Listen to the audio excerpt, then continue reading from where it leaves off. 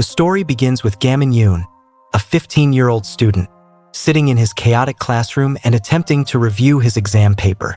However, we quickly discover that Gamin Yoon struggles with studying despite his determination to excel. His frustration with his lack of progress leads him to throw his red marker away, inadvertently hitting the table and causing it to bounce off into the background. As the scene shifts, Gamin's internal monologue continues. Next, we observe Gamin Yoon returning home with a martial arts book in hand and a hopeful grin on his face. He is eager to read the newly released book that evening. His attention then shifts to two women conversing inside the house. Gamin's mother introduces him to his new tutor, Haekyong Lee, a 23-year-old woman. Gamin Yoon reacts with surprise and discomfort, concealing the book behind his back and avoiding eye contact as he walks away with a simple greeting. Gamin Yoon's mother expresses concern about his behavior and urges Ms. Lee to establish a good relationship with her son, to which Ms. Lee responds with a nervous laugh. Time progresses, and it is now 6 p.m. Gamin Yoon sits at his study table with Ms. Lee, who continues teaching him math. She praises Gamin Yoon for his quick comprehension and believes that with consistent effort, his grades will improve. To motivate him, she asks him to repeat after her with enthusiastic energy. Although Gamin Yoon matches her mood with less enthusiasm, but he still participates. 2 years later, we find Gamin Yoon in his high school uniform, reviewing his answers. Despite the passage of time, his grades remain unchanged. Though Ms. Lee's teaching is effective, Gamin Yoon lacks a natural aptitude for studying. Suddenly, an orange-haired student named Hyunwoo Lee rushes in, aggressively dragging another student with him and slamming their head onto Gamin Yoon's table. Gamin Yoon is thrown off balance as the rest of the class cheers for Hyunwoo Lee. Hyunwoo Lee continues the assault on the other students, punching them repeatedly while the class cheers him on. Gamin Yoon regains his footing, collects his notebook, and brushes off the dust. He remains indifferent to the ongoing brawl and distances himself from the chaotic crowd. Gamin Yoon attends Yusung Technical High School, known for its notorious reputation as a school for delinquents. It is a dangerous place where survival of the fittest prevails. Despite the challenges, Gamin Yoon sees potential opportunities for those who have not given up on their studies. He embraces the motto, "I create opportunities even in the most challenging situations." Gamin Yoon voluntarily enrolled in the school to pursue his dream of attending a 4-year college. He believes that excelling in this environment will give him a competitive edge due to his peers' lack of interest in academics. Assuming that he can withstand 3 years in this setting, that is, but Gamin still has hope that it will work out. As Gamin Yoon walks through the school corridors, lost in thought, he locks eyes with a delinquent holding a cigarette. The encounter prompts the delinquent to threaten Gamin Yoon, who reacts by crouching under a window to avoid detection. Returning to the classroom, Gamin Yoon sits at his desk, attempting to study amid the usual chaos of students fighting, chatting, sleeping, and playing video games. The teacher comes in and announces the replacement of the previous class teacher, but the announcement does not surprise the class.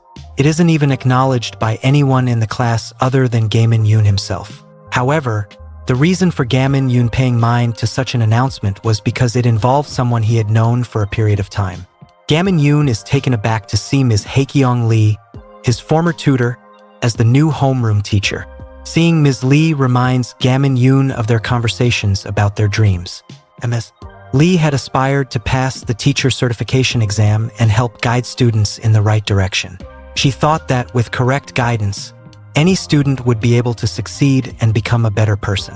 The flashback ends, and we return to the present. Ms. Lee remains largely ignored by the class, with only Gamin paying attention to her presence. Gamin Yoon assumes that Ms. Lee must have failed her exam since she joined a private school like Yusung Technical High School. The teacher who introduced Ms. Lee to the class departs, leaving her feeling uneasy and uncertain about handling the class in its current state. She tries to assert control by slamming her hands on the table to gain attention, only to be suddenly met with a flying bottle that struck her hand, causing her to scream in pain. Hyunwoo Lee is responsible for throwing the bottle and dismisses the incident with a casual wave. He demands Ms. Lee conclude the morning meeting and starts making fun of her. As Ms. Lee endures further mockery, A student standing behind Hyunwoo Lee notices it was his bottle that was used and confronts Hyunwoo Lee, resulting in a heated argument. The conflict escalates as Hyunwoo Lee throws the student out of the classroom window, resulting in the breaking of glass and the shattered fragments to scatter all over the place. Ms. Lee watches in horror as the glass shatters and the student lands in the schoolyard. Hyunwoo Lee follows, climbing down to continue the fight as a crowd gathers, cheering for Hyunwoo Lee and some even betting on the outcome. As Hyunwoo Lee is about to strike his opponent, a burly, bald man in a tracksuit rushes towards them, scaring the students away. The man, known as Tom Kench, berates Ms. Lee for not intervening and criticizes her lack of responsibility. He reveals that Ms. Lee is only a contract teacher attempting to mock her in a condescending way and leaves the scene, instructing her to clean up the broken glass. While cleaning up the scene, Ms. Lee cuts her finger on a shard of glass, causing her to bleed. She sighs, tears welling up in her eyes. Just then, a hand offers her a band-aid, and Ms. Lee turns to thank the person, surprised to find Gamin-yoon offering the help. Sometime later, Ms. Lee and Gamin-yoon have moved to another location. Ms. Lee expresses regret over leaving tutoring to focus on her studies. Gamin inquires whether she plans to stay at the school and warns her about the challenges ahead. He explains that the recent incident was only the beginning and that similar behavior led the previous homeroom teacher to quit. Despite the circumstances, Ms. Lee remains hopeful that she can positively influence the students and guide them toward better choices. As she continues her thoughts, Gamin-yoon interrupts her with a heavy expression, warning her of Hyunwoo Lee and his gang approaching. Ms. Lee slips away without informing Gamin-yoon to confront Hyunwoo Lee about smoking on school grounds. Ms. Lee demands they extinguish their cigarettes, which surprises Gamin-yoon watching from a distance. Hyunwoo Lee dismisses her request, explaining that the school does not penalize them for smoking and even provides them with receptacles for cigarette butts. Unfazed, Ms. Lee steps closer to Hyunwoo Lee, grabbing his hand to express her genuine desire to improve their health. Gamin-yoon observes, surprised to see Hyunwoo Lee drop his cigarette in response. Hyunwoo Lee sarcastically asks if she genuinely intends to help him quit smoking, and Ms. Lee enthusiastically responds. Hyunwoo Lee suddenly extends his hand toward Ms. Lee's face, and a loud smack shocks Gamin. Ms. Lee stumbles backward, falling to the ground as Hyunwoo Lee and his gang mock her. Hyunwoo Lee challenges Ms. Lee's commitment, calling her just a contract teacher. Despite being struck, Ms. Lee persists in trying to teach them, only to face more insults and threats from Hyunwoo Lee and his group. Gamin-yoon, recalling his recent conversation with Ms. Lee and memories of their past interactions, steps forward to shield her with his school blazer. The group makes fun of Gamin-yoon, but he remains focused on Ms. Lee and asks her to hold onto his jacket. One of the gang members charges at Gamin-yoon, aiming to kick him, but Gamin-yoon evades and tackles him to the ground. Hyunwoo Lee and the gang are amused by their friend's failed attempt and mock him for being defeated.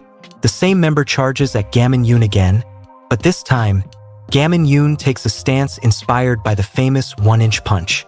With a swift and precise strike, Gamin-yoon knocks out the attacking student. Hyunwoo Lee and the others are stunned by Gamin's unexpected martial arts skill. Hyunwoo Lee, angered by the situation, rushes at Gamin-yoon with the intent to beat him. This moment reveals the unusual interest Gamin-yoon's mother referred to when she introduced him to Ms. Lee.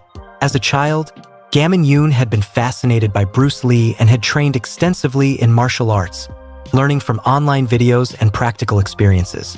Back in the present, Gamin-yoon suddenly performs a backflip, evading Hyunwoo Lee's attack and causing his glasses to fly off in the process. The motion also strikes Hyunwoo Lee's chin, sending him backward. The gang is shocked to see Hyunwoo Lee was unconscious on the ground, with foam emerging from his mouth. The bullies hurriedly gather Hyunwoo Lee and flee the scene. Gamin-yoon sighs and brushes his hair aside as he watches them retreat. Ms. Lee, speechless from witnessing the fight, is startled when Gamin-yoon approaches her.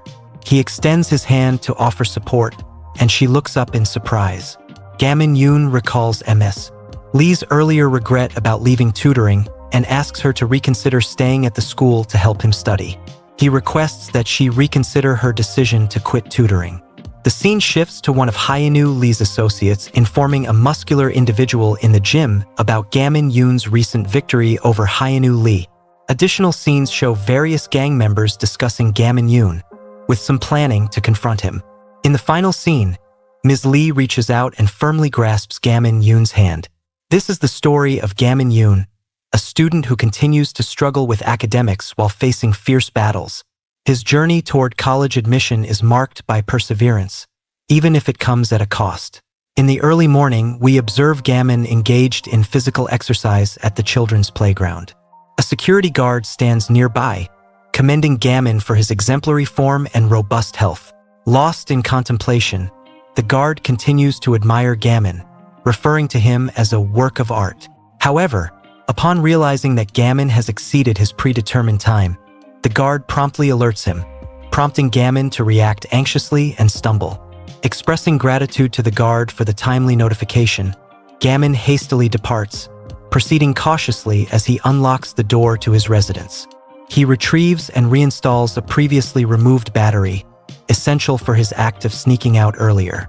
Just as the battery is reinstalled, an alarm sounds, prompting Gamin to swiftly retreat to his bedroom, concealing himself beneath a blanket to evade detection by his mother.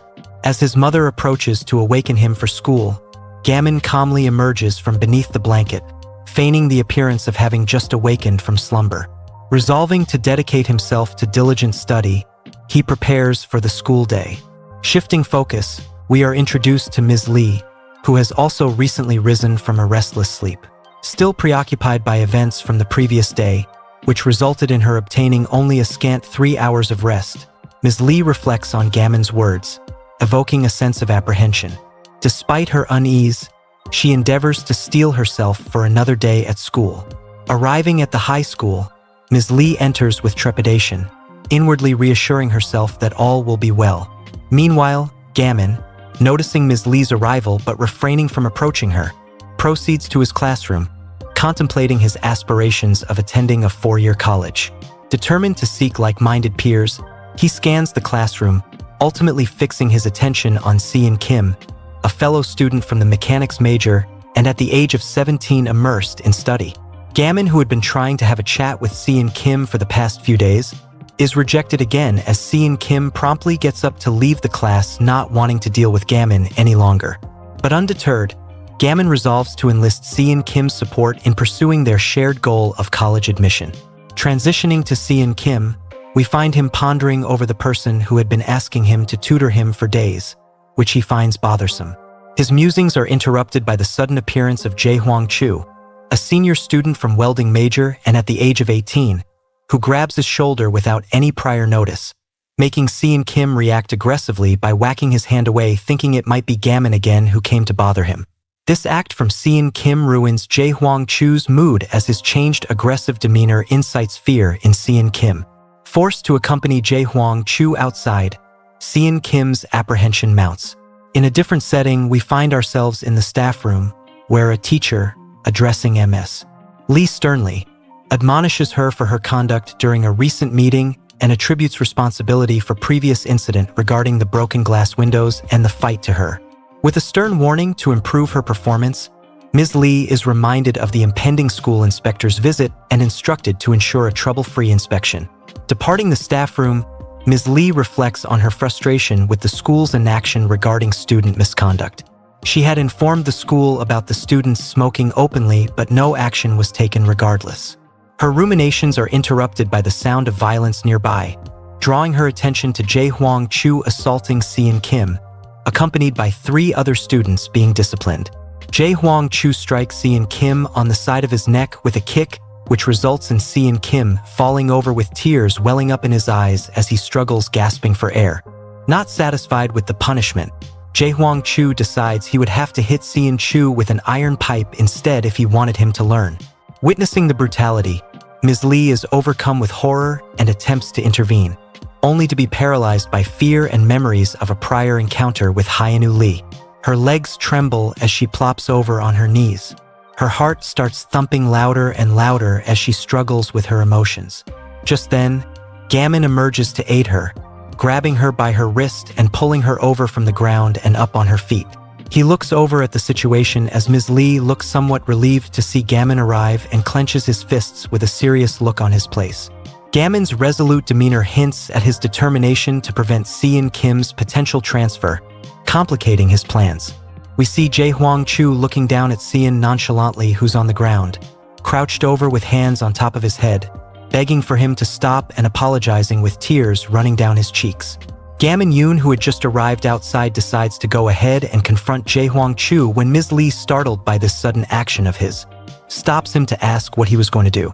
Here we learn the exact goal of Gamin Yoon, who had been planning to make Seon Kim join his study group. We end up with another flashback where we see a 3 years younger Gamin Yoon, who had been busy studying at the desk in his room at the time, overhear a simple phrase that came up during the conversation between her mother and her friend regarding a study group.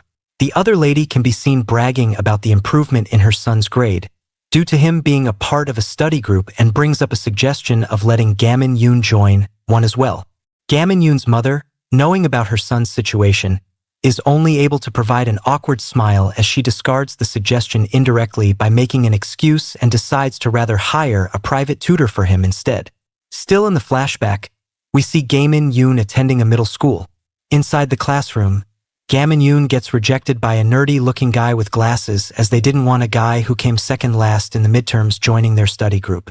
According to them, there was nothing they could possibly learn from Gamin with his grades being so low. Dejected from the rejection, Gamin Yoon walks away with drooped shoulders as the group of kids keep on making fun of him behind his back. We then learn that even later on, he kept asking other classmates of his to let him join their study groups, but no one took him in due to his poor grades. They all gave him various differing reasons to not let him in, but all besides one person. He had thought that he would finally get to join a study group after not getting rejected outright for once, and is elated when he suddenly gets a notification for a new message on his phone, only to see him getting rejected again through text. Taking out his frustration by screaming out his lungs, he heads on home to continue to work hard on improving his grades.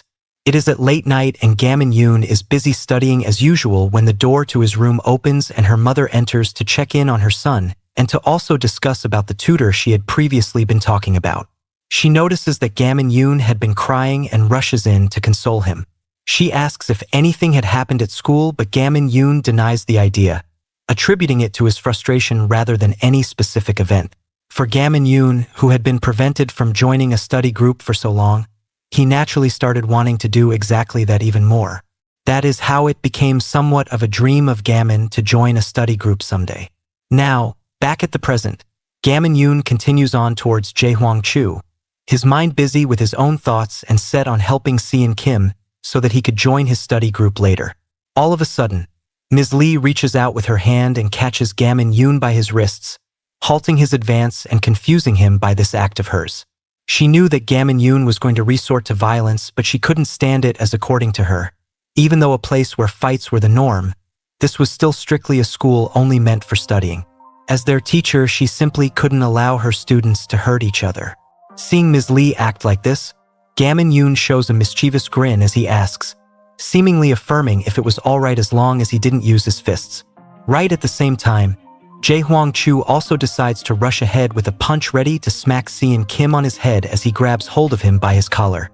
Abruptly, big amount of smoke rushes in, filling the room to the brim, causing the movements of Jae-Hwang-Chu to come to an end as he puts a hand to his nose, covering it to prevent coughing. Surprised by the unexpected situation, he turns around, trying to find the culprit, and notices an empty fire extinguisher holder, which seems to give him an understanding as to how the situation evolved into something like this. Despite being angry by the current situation but being helpless about it, all Jae-Hwang-Chu could do was take out his anger on his juniors who he had been punishing before, who could not stand the smoke and had started coughing endlessly. Jae-Hwang-Chu screams at the air, but the target for his threats being the cause of the smoke filling the room, when Gamin decides to hastily fling the fire extinguisher to the ground and rush in towards Jae-Hwang-Chu and Seon Kim to grab Seon Kim and get him out of there. Gamin Yoon brushes past Jae-Hwang-Chu very roughly, causing him to fall back as he is successful in grabbing Seon Kim and emerges out from the smoke with a welding helmet covering his head. The fallen Jae-Hwang-Chu hastily turns around to check on the identity of the man who had done all this, but realizes that the person had been long gone through the back door. Ms. Lee, who had just witnessed this whole event, is dumbstruck as she just stands there without moving, contemplating on the method Gamin Yoon had used to help his classmate. She is glad that Gamin Yoon didn't get into a fight, but finds the overall method a bit too extra than necessary. The scene changes and we see Seon Kim's shocked exclaims after learning that the person who had saved him was Gamin Yoon. Gamin Yoon, thinking that he would be grateful for his help, asks him to join his study group in turn, but is cut off by an angry Seon Kim asking him the reason for messing with Jae-hwang Chu, even when he knew who he was. Seon is assuming that he does. But Gamin Yoon's genuine lack of knowledge about the person in question causes Seon Kim to be taken aback. We then learn through Seon Kim's mouth that they are the infamous White Lead 4 of Yusung Technical High, that they are the kids of the leaders of the famously devious White Lead gang of Incheon and had grown up under the gangsters since they were young. Seon Kim is about to continue with his explanation when he gets suddenly cut off by Gamin Yoon, who, still with an impassive face, shows no interest in them whatsoever as they had nothing to do with studies. Taken aback again by Gamin Yoon's thought process, Seon Kim snaps with anger and yells at Gamin, who had been trying to convince him to join his study group, which got promptly ignored by Seon Kim at the time, causing him to fall back in surprise. The cause of Seon Kim's anger is because he thinks that Gamin Yoon interfering would only drag him deeper into trouble. As the guy, Jae-hwang Chu was someone who would leave anyone alone after he defeats them once, and as long as he gets a hold of you, it was better for weak kids like Seon Kim to just get things over with and be done. But since he didn't get to end it, he would have to go through this again. Seon Kim continues telling off Gamin Yoon, but turns around and starts walking away as Gamin Yoon tries to get up and go after him. He stops in his tracks for a moment to turn around and calls out the pretense of Gamin Yoon for not knowing about them because there was no need for him to cover his face with a mask if he didn't. But he had done so nonetheless because Gamin Yoon also wanted to avoid trouble with them. The statement made by Seon Kim hits the bullseye, catching Gamin Yoon off guard as he dramatically acts MO and flops down on his knees. Just then, a voice calls out to Seon Kim suddenly, startling both him and Gamin Yoon, who in turn hastily puts back his mask on to cover his face. Jae-hwang Chu, who had arrived in front of them, mocks them for their stupidity as they didn't take into account the trail the foam from the fire extinguisher left behind, making it easy for Jae-hwang Chu to catch up. More so interested in the friend who had helped Seon Kim escape, Jae-hwang Chu asks about his friend's identity. Seon Kim answers he doesn't know the guy, and Gamin Yoon, catching his intent of protecting him behind that sentence, is moved and at the same time also recalls what Seon Kim had told him earlier about this being a matter of survival, which was even more important than studying to him. Angered by the act of Seon Kim at the last second, Jae-hwang Chu grabs him by his collar as he threatens to beat him until he wets himself when an abrupt kick comes flying in, landing directly on his face. This results in Jae-hwang Chu crashing on the ground, and we see Gamin Yoon standing behind Seon Kim with one leg in the air as if taking a kicking pose. But it doesn't take long for Jae-hwang Chu to get back up on his feet as he curses at and questions about the person who kicked him. Not expecting something like this would happen, a surprised Seon Kim turns around to find it was Gamin Yoon who had just kicked Jae-hwang Chu right on his face. He hadn't expected Gamin Yoon to be that good at fighting and is also somewhat depressed that his lies to protect Gamin Yoon had all but gone to waste. This is when Gamin Yoon calls out to Seon Kim again, telling him that he would make it so that Seon would only have to focus on his studies without worrying about his survival at all, and offering him a place in his study group.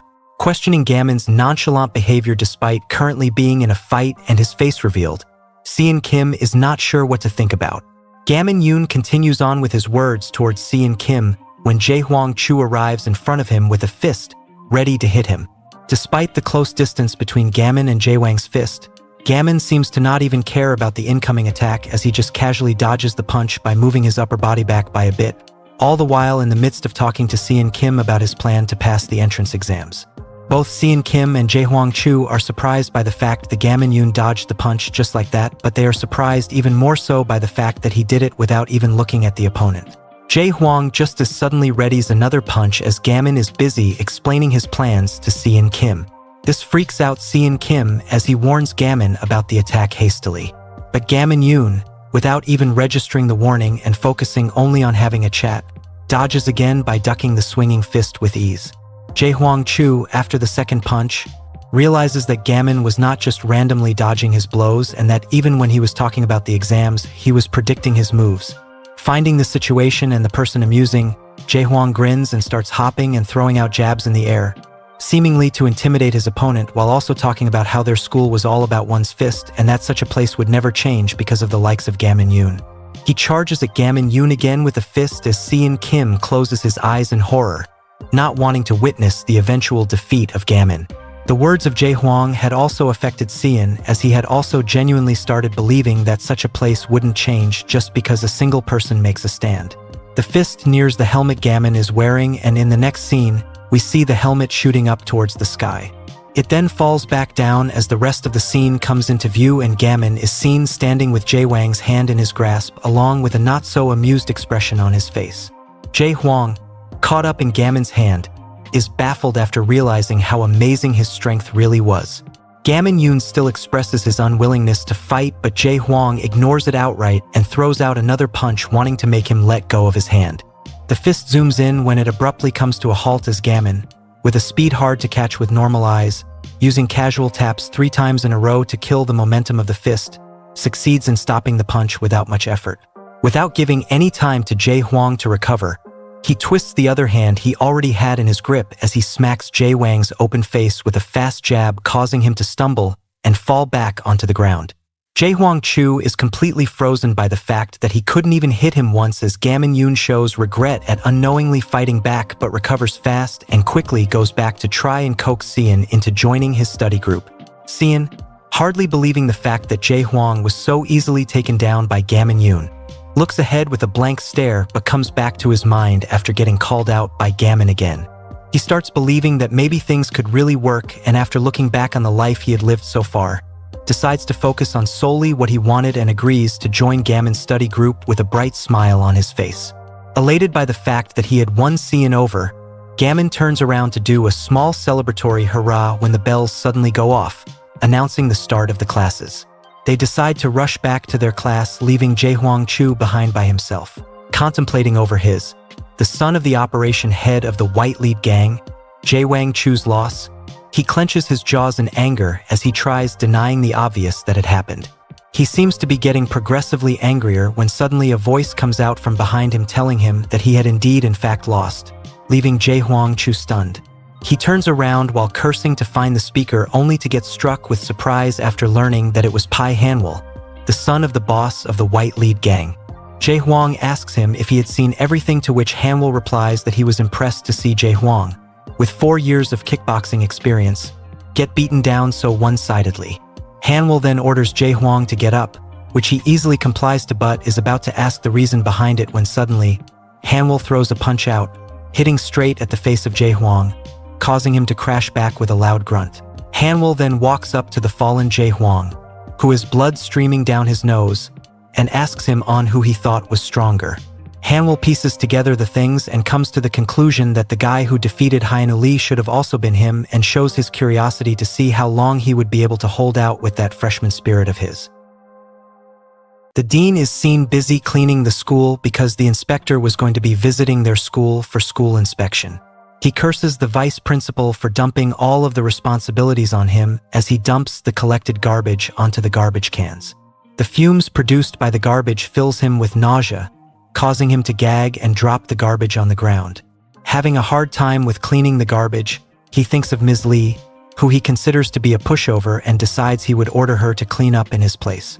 At the same time, Ms. Lee was also busy cleaning up the room covered in foam residue which Gamin-yoon had made a mess out of. She contemplates over what she could do for the time being to help Gamin with his study group idea. As she is caught up in her own thoughts, Dean arrives at the place, making Ms. Lee flinch as she turns around to greet him. But the dean immediately starts scolding Ms. Lee, who he thought was goofing around at the scene instead of helping with the cleaning. He then notices the condition the room was in and angrily demands the name of the student who caused this from Ms. Lee. He turns around and starts heading straight out of the room in anger, anticipating the beating he would give to those kids. A kid is passing through the lab as the dean is getting out when he gets noticed by the dean and is stopped by him to interrogate regarding the student who had caused the mess. The kid, noticing Ms. Lee in distress, makes up an excuse and says that it was his fault that it happened, as he made a mistake while moving out the fire extinguishers which caused the room to be in the state it was in. He succeeds in fooling the dean and then prompts him to leave the area hurriedly. The dean calms down and leaves while ordering Ms. Lee to come with him to continue with the cleaning. In the classroom, Sean Kim goes over the weaknesses of Gamin Yoon in regards to studying and tells him to quit studying, as it seems to him that Gamin has no hope in the studying field, causing Gamin Yoon to sulk at the remarks. Sean Kim then asks him why he wants to focus on studying when instead he could be better off as an athlete with a physique like his. Gamin also asks a question in turn, and Seon answers that he had to attend Yusung High even though he was quite good at studying because his family didn't want him to study. He then pulls out a notebook of his which he considers a treasure which he had made himself by collecting all the information that couldn't be found in basic books. He gives it to Gamin, telling him to refer to it whenever he got stuck with something he didn't understand. At the same time, Jae Hwang Chu enters the classroom while cursing and suddenly kicks a chair which crashes into Gamin, causing him to fall over. He orders everyone in the classroom to leave and then picks up the notebook Gamin had received from Seon. He mocks the idea of considering something like books to be anything other than firewood when they were in Yusung Tech High School. Using a lighter, he sets fire to the book as Gamin struggles to deal with the head injury which had caused blood to trickle down his face. On the other side, the school inspector, Tae-soo Park from the Incheon Education Department, has arrived for the observation and is concerned over the low rate of applications from the school. The vice principal, walking along with him, tries to make up excuses to downplay the situation, but the school inspector refuses to buy any of it. As he is busy walking around inspecting the school, he notices Ms. Lee and goes over to greet her. Finding her somewhat familiar, he asks if they had met before, which Ms. Lee declines with a weary face. Suddenly, Seon Kim comes running over in a hurry and tells Ms. Lee about the trouble Jae Hwang had caused, leading a fire to erupt in the classroom. Meanwhile, in the smoke-filled classroom, Jae Hwan Chu and Gamin Yoon are on a standoff with the fire surrounding them both, ready to confront each other. At the same time, the vice principal tries to downplay the situation Seon had informed them about from embarrassment and fear, and tells the inspector to not to worry about it, and proceeds to drag the inspector to another place while leaving Ms. Lee to go handle the situation herself. Ms. Lee and Seon both take off to the classroom in a hurry as Seon recounts the events that had happened leading to the class catching on fire. After Jae Hwan had ordered for everyone except Gamin to leave the classroom, he lit up his lighter and threw it towards the notebook Gamin had received. Wanting to prevent the book from burning, Gamin lunges forward to catch the lighter, but is interrupted by a kick from Jae Hwan. Seeing this, Seon tries to interrupt but gets intimidated by Jae Hwan, who threatens him, saying he would continue with him after he was done with Gamin, making him freeze and left unable to do anything about the situation. He also leaves the classroom while continuously feeling sorry for not having been of any help to Gamin with clenched fists. Jae Hwang comments on the gall Gamin had to just calmly sit in his classroom and continue with his studies after what he had done with Jae Wang's face, thinking that was the end of it. The observing students comment, showing surprise due to the fight taking place as Gamin notices his bag had also caught on fire. Jae Hwan catches this momentary lack of attention from Gamin and throws a kick straight at his face, wanting to catch him off guard, but Gamin reflexively succeeds in blocking the attack with his hands. Jae Hwang is surprised to see him again not pay any attention to him during the fight and is irritated by it. Still caught up by the fact that the notebooks inside his back were burning, he still doesn't even bother to look at Jae Hwang and runs towards the books in utter dismay after pushing away Jae Hwang by hitting him on his face. From the outside, Seon turns away his gaze, not wanting to see Gamin suffer any longer, as the other students comment on Gamin's bad luck for catching attention of one of the white lead gang member. Meanwhile, inside the classroom, seeing Gamin still not looking at him, Jae Hwang snaps furiously as he demands Gamin to pay attention to their fight. Angered by the fact that the help he had finally received in the form of a study guide from Seon was now useless, he demands an apology for Seon from Jae Hwang, but he only gets mocked by Jae Hwan more, and all it does is anger him further. Ready for a fight, Jae Hwan rushes ahead with a chair in hand, but Gamin uses his leg to trip him and then hits him furiously on his face with what Jae Hwan considers as weird punch movements, throwing him towards the place the burning bag was at. Jae Hwan grabs onto the burning bag and throws it at Gamin in retaliation, but Gamin uses his leg to hook and catch the bag as he spins in the air in a mesmerizing manner, drawing an arc of fire in the air and landing a blow on Jae Hwan's chin. All the while, Jae-hwang fails to make any sense of the scene he was witnessing in front of him until he finally gets knocked out from the hit. At the same time, both Ms. Lee and Seon, who arrive outside the classroom, are greeted with a flying Jae-hwan, knocked unconscious, crashing right in front of them. Both of them are startled by this scene as Gamin rushes over and starts slapping Jae-hwan across his face, trying to wake him up so that he can then hear an apology from him.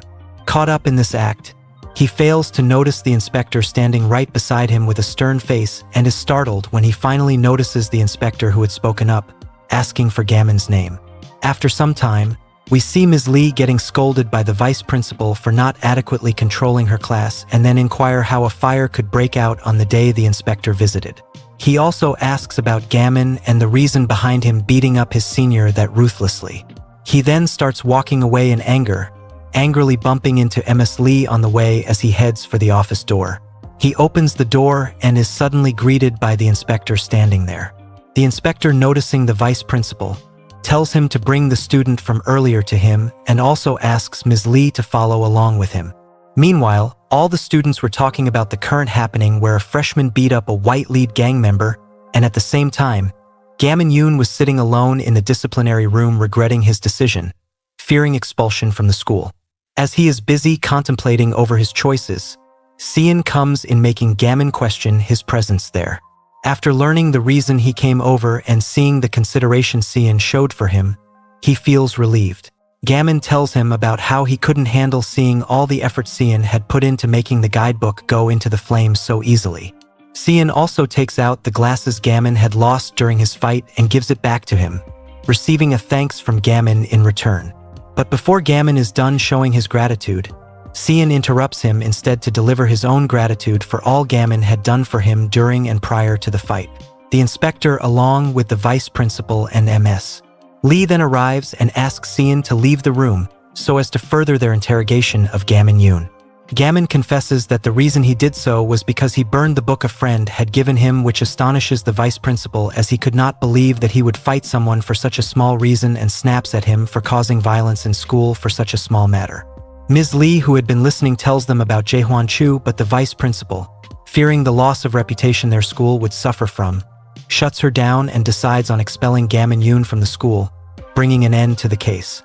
Hearing the vice principal mention expulsion, Gamin is thrust into utter despair as he had finally found someone he could study with and even hoped to do well together, but it wasn't even able to begin and it was already going to end. Refusing to back down, Ms. Lee argues further against the vice principal and blames the school instead for not caring about what they should and for instead focusing on what the inspector speaks, as it was easier to cater to one inspector than 400 students. After hearing this, a surprised expression fills the face of the inspector as he turns around to address the fact that he finally recognized that Ms. Lee was in fact the one who had placed first on the teacher certification exam last year. Meanwhile, outside the nurse office, two students are busy talking about the incident involving Gamin Yoon among each other, as they continuously mock Jae-hwan Chu for losing so pathetically as a big man can be seen slowly creeping up towards them, reaching out with his hands, intending to grab the heads of the students and bang them together. Suddenly hit on the head by the big man from behind, they both fall down, and after realizing it was the doing of Sanjin Bang, one of the sons of the White Lead's director, who was busy laughing at Jae-hwan Chu, they both get up to run away while they had the chance. Wanting to look at Jae-hwan's face to further continue mocking him, he hits the door to the nurse's office, opening it with a bang and enters the room, but is astonished by something he sees in there. At the same time, an awkward silence fills the disciplinary room. Ignoring the words of Ms. Lee, the vice principal continues to blame Gamin Yoon for the use of violence at school as he continues to poke at Gamin's temples in a condescending manner. Ms. Lee reaches out and grabs the vice principal's hand as she couldn't stand seeing such action be done against the victim, who was instead being treated as the perpetrator. She relates violence to the dog-eat-dog environment the school had, saying that the students had no choice but to resort to violence in an environment like that. Ms. Lee continues to deny these claims to defend Gamin as they go back and forth shouting at each other. Suddenly, the inspector erupts with laughter as he comes forward to stop the vice principal and to praise Ms. Lee, also revealing the fact about her scoring top place in the teacher certification exam last year along with it, which astonishes both the vice principal and Gamin Yoon. Not wanting to believe it, the vice principal argues it to be but a simple misunderstanding, but the inspector walks past him, denying his claims and again addresses Ms. Lee asking if he was correct. Gamin Yoon is also first relieved to learn that Ms. Lee had succeeded in making her dream come true, but is then confused as to why she chose to give up on it and come to a place like Yusung Tech High instead. We learn that Ms. Lee had refused all the schools and had even pulled out of the Seoul Education Department because she wanted to change the school Gamin attended. The vice principal laughs at the idea of her, a simple contract teacher, changing an entire school by herself as the inspector asks her what she would do to change it. Thinking back on the experiences she had with Gamin, she firmly comes to a conclusion that the only thing she could do at the time was form a study group with the help of Gamin. The vice principal is baffled by this idea and tries to persuade the inspector into refusing it. Disregarding the vice principal, the inspector agrees with Ms. Lee and thinks that it would be a good start and that they should go for it, and leaves for his car. He opens the door to the car and sits inside to be greeted by his son Gunyoeb, whose hands were covered in blood, which he was busy wiping with a cloth. The father and son discuss about the prevailing violence in the school and the act Gunyoeb had done, which Taesu Park thinks was going overboard. But Gunyoeb tells him that he had to do so to send a message of sorts to the school that neglected its duties and always surrendered to power. The scene cuts back to the nurse's office as Sanjin finds it hard to believe that what he was witnessing was true.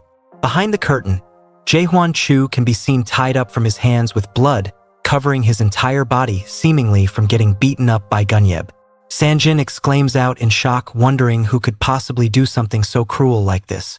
After that, with the headmaster's permission, Ms. Lee began to promote the in-school study group through handmade flyers.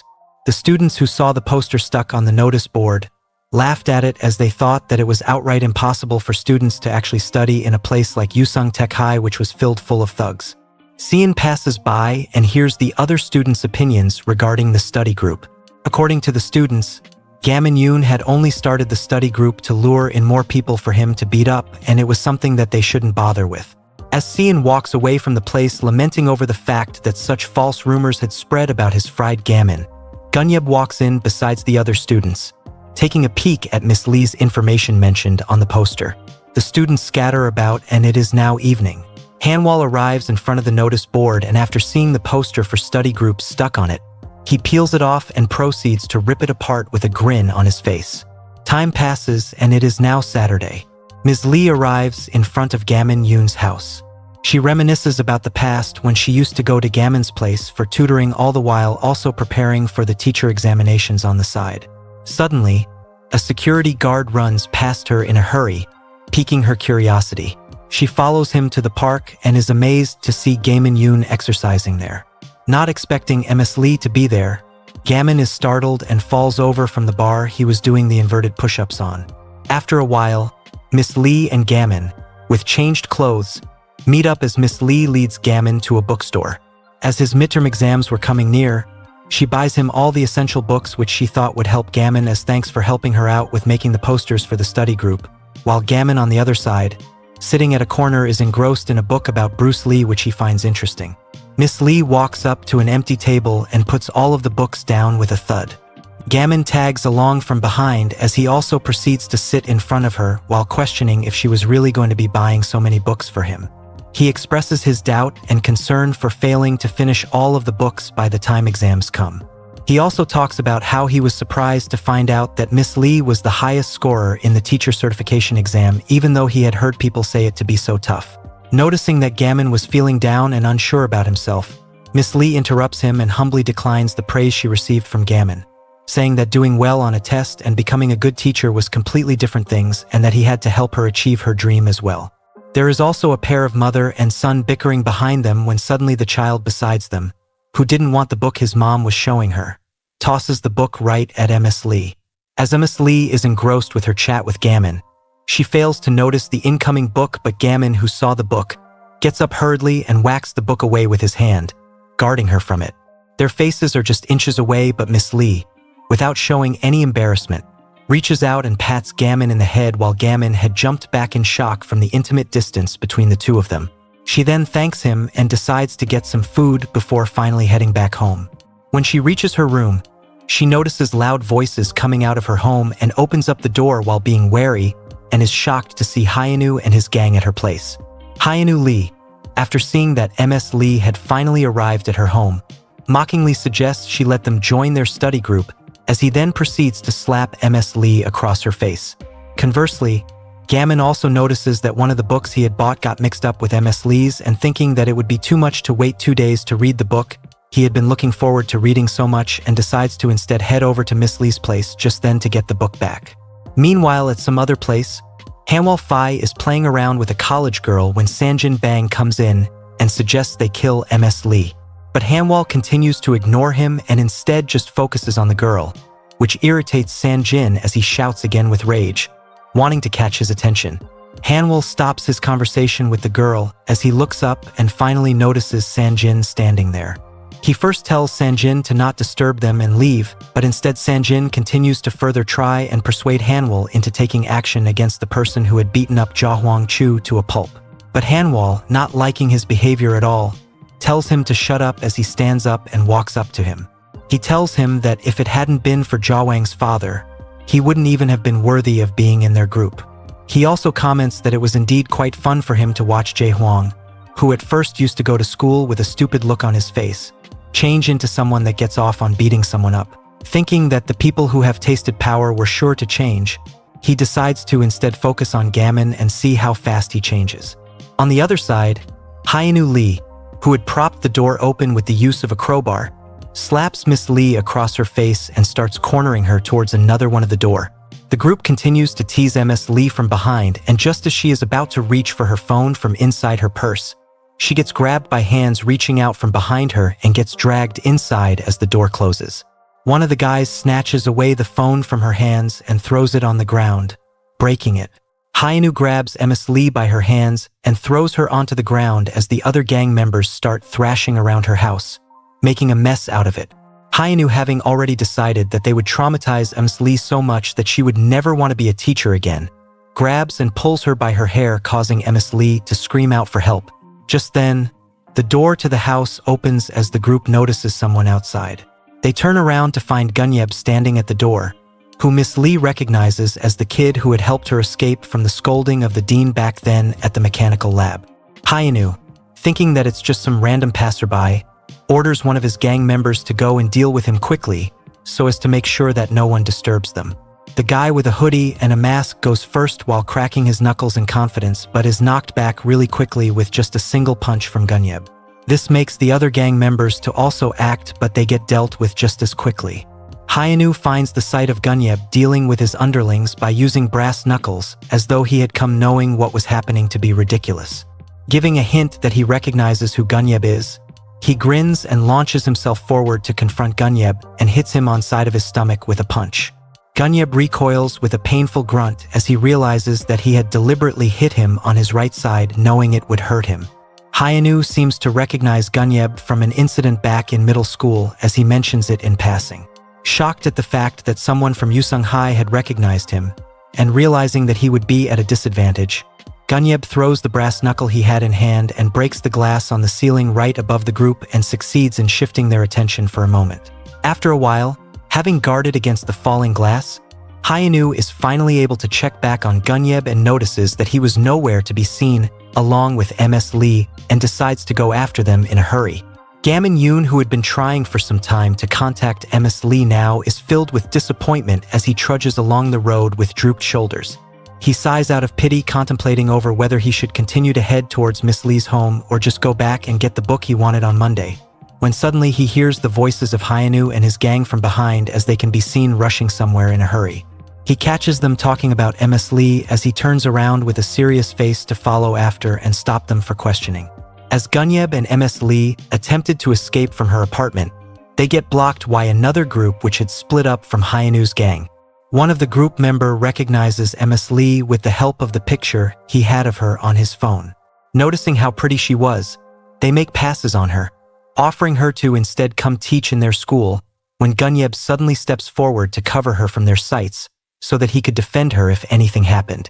One of the gang members also recognizes Gunyeb, who had come forward as someone from the same middle school, and this startles Gunyeb again, as he wonders if he also knew about the incident Hyanu was talking about. But fortunately for him, he only knew him as the person who had transferred from America in their second year, and had beaten him up to take up his spot as Seiwa Middle School's second in command. Now that he was again in front of him, the gang member is determined to take Gunyeb down for the humiliation he had suffered from his hands back in middle school and regain his order back, and launches himself at Gunyeb. Seeing the member coming at him, Gunyeb counterattacks with the crowbar he had in hand and twists the leg of the guy with a swing. The member screams in pain, catching the other members off guard as well. After seeing that Gunyeb had pulled out a crowbar, the other members also pull out their weapons, ready to beat up Gunyeb. Gunyeb also readies his weapon and rushes forward to deal with the gangsters as MS Lee turns around, wanting to hurry and report this matter to the police, but is startled to see Hyanu already caught up and in front of her, blocking her way. Hyanu reaches out his hand towards MS Lee to grab her as Gunyeb could be seen in the background having an intense fight with the gangsters. Ms. Lee closes her eyes from fear of the incoming hand as she laments over what could have possibly happened to turn the once innocent kids into this, but Hyanu's action suddenly come to a halt when Gamin Yoon, who had also followed behind them, grabs Hyanu's hoodie by the cap and pulls him back with enough force to put him on the ground. Ignoring Hyanu and the other punk with him, Gamin goes towards MS Lee, inquiring about the current situation, and learns about Gunyeb, who had helped MS Lee escape. As they are busy talking, both Hyanu and the other punk comes running towards Gamin from both sides, but Gamin jumps in the air suddenly, hitting them with a split kick and knocking them down. Gunyeb turns around, distracted by the scene caused by Gamin, but this leads to him getting caught off guard and getting whacked with a chain in the stomach.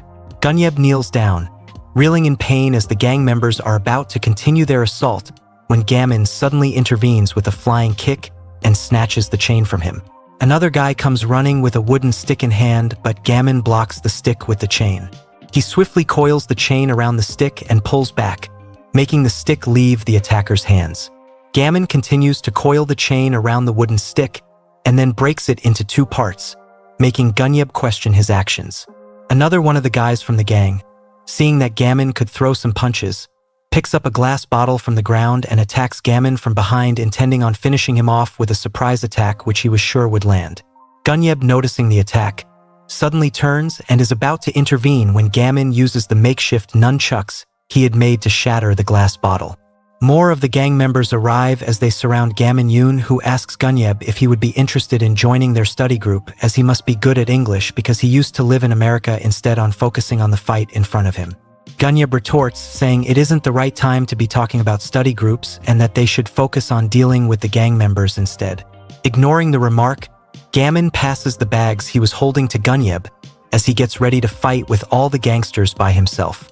At the same time, we also see Gamin's mom appreciating his son for making a school schedule, but gets ticked off when she notices something really small written there along with the schedule.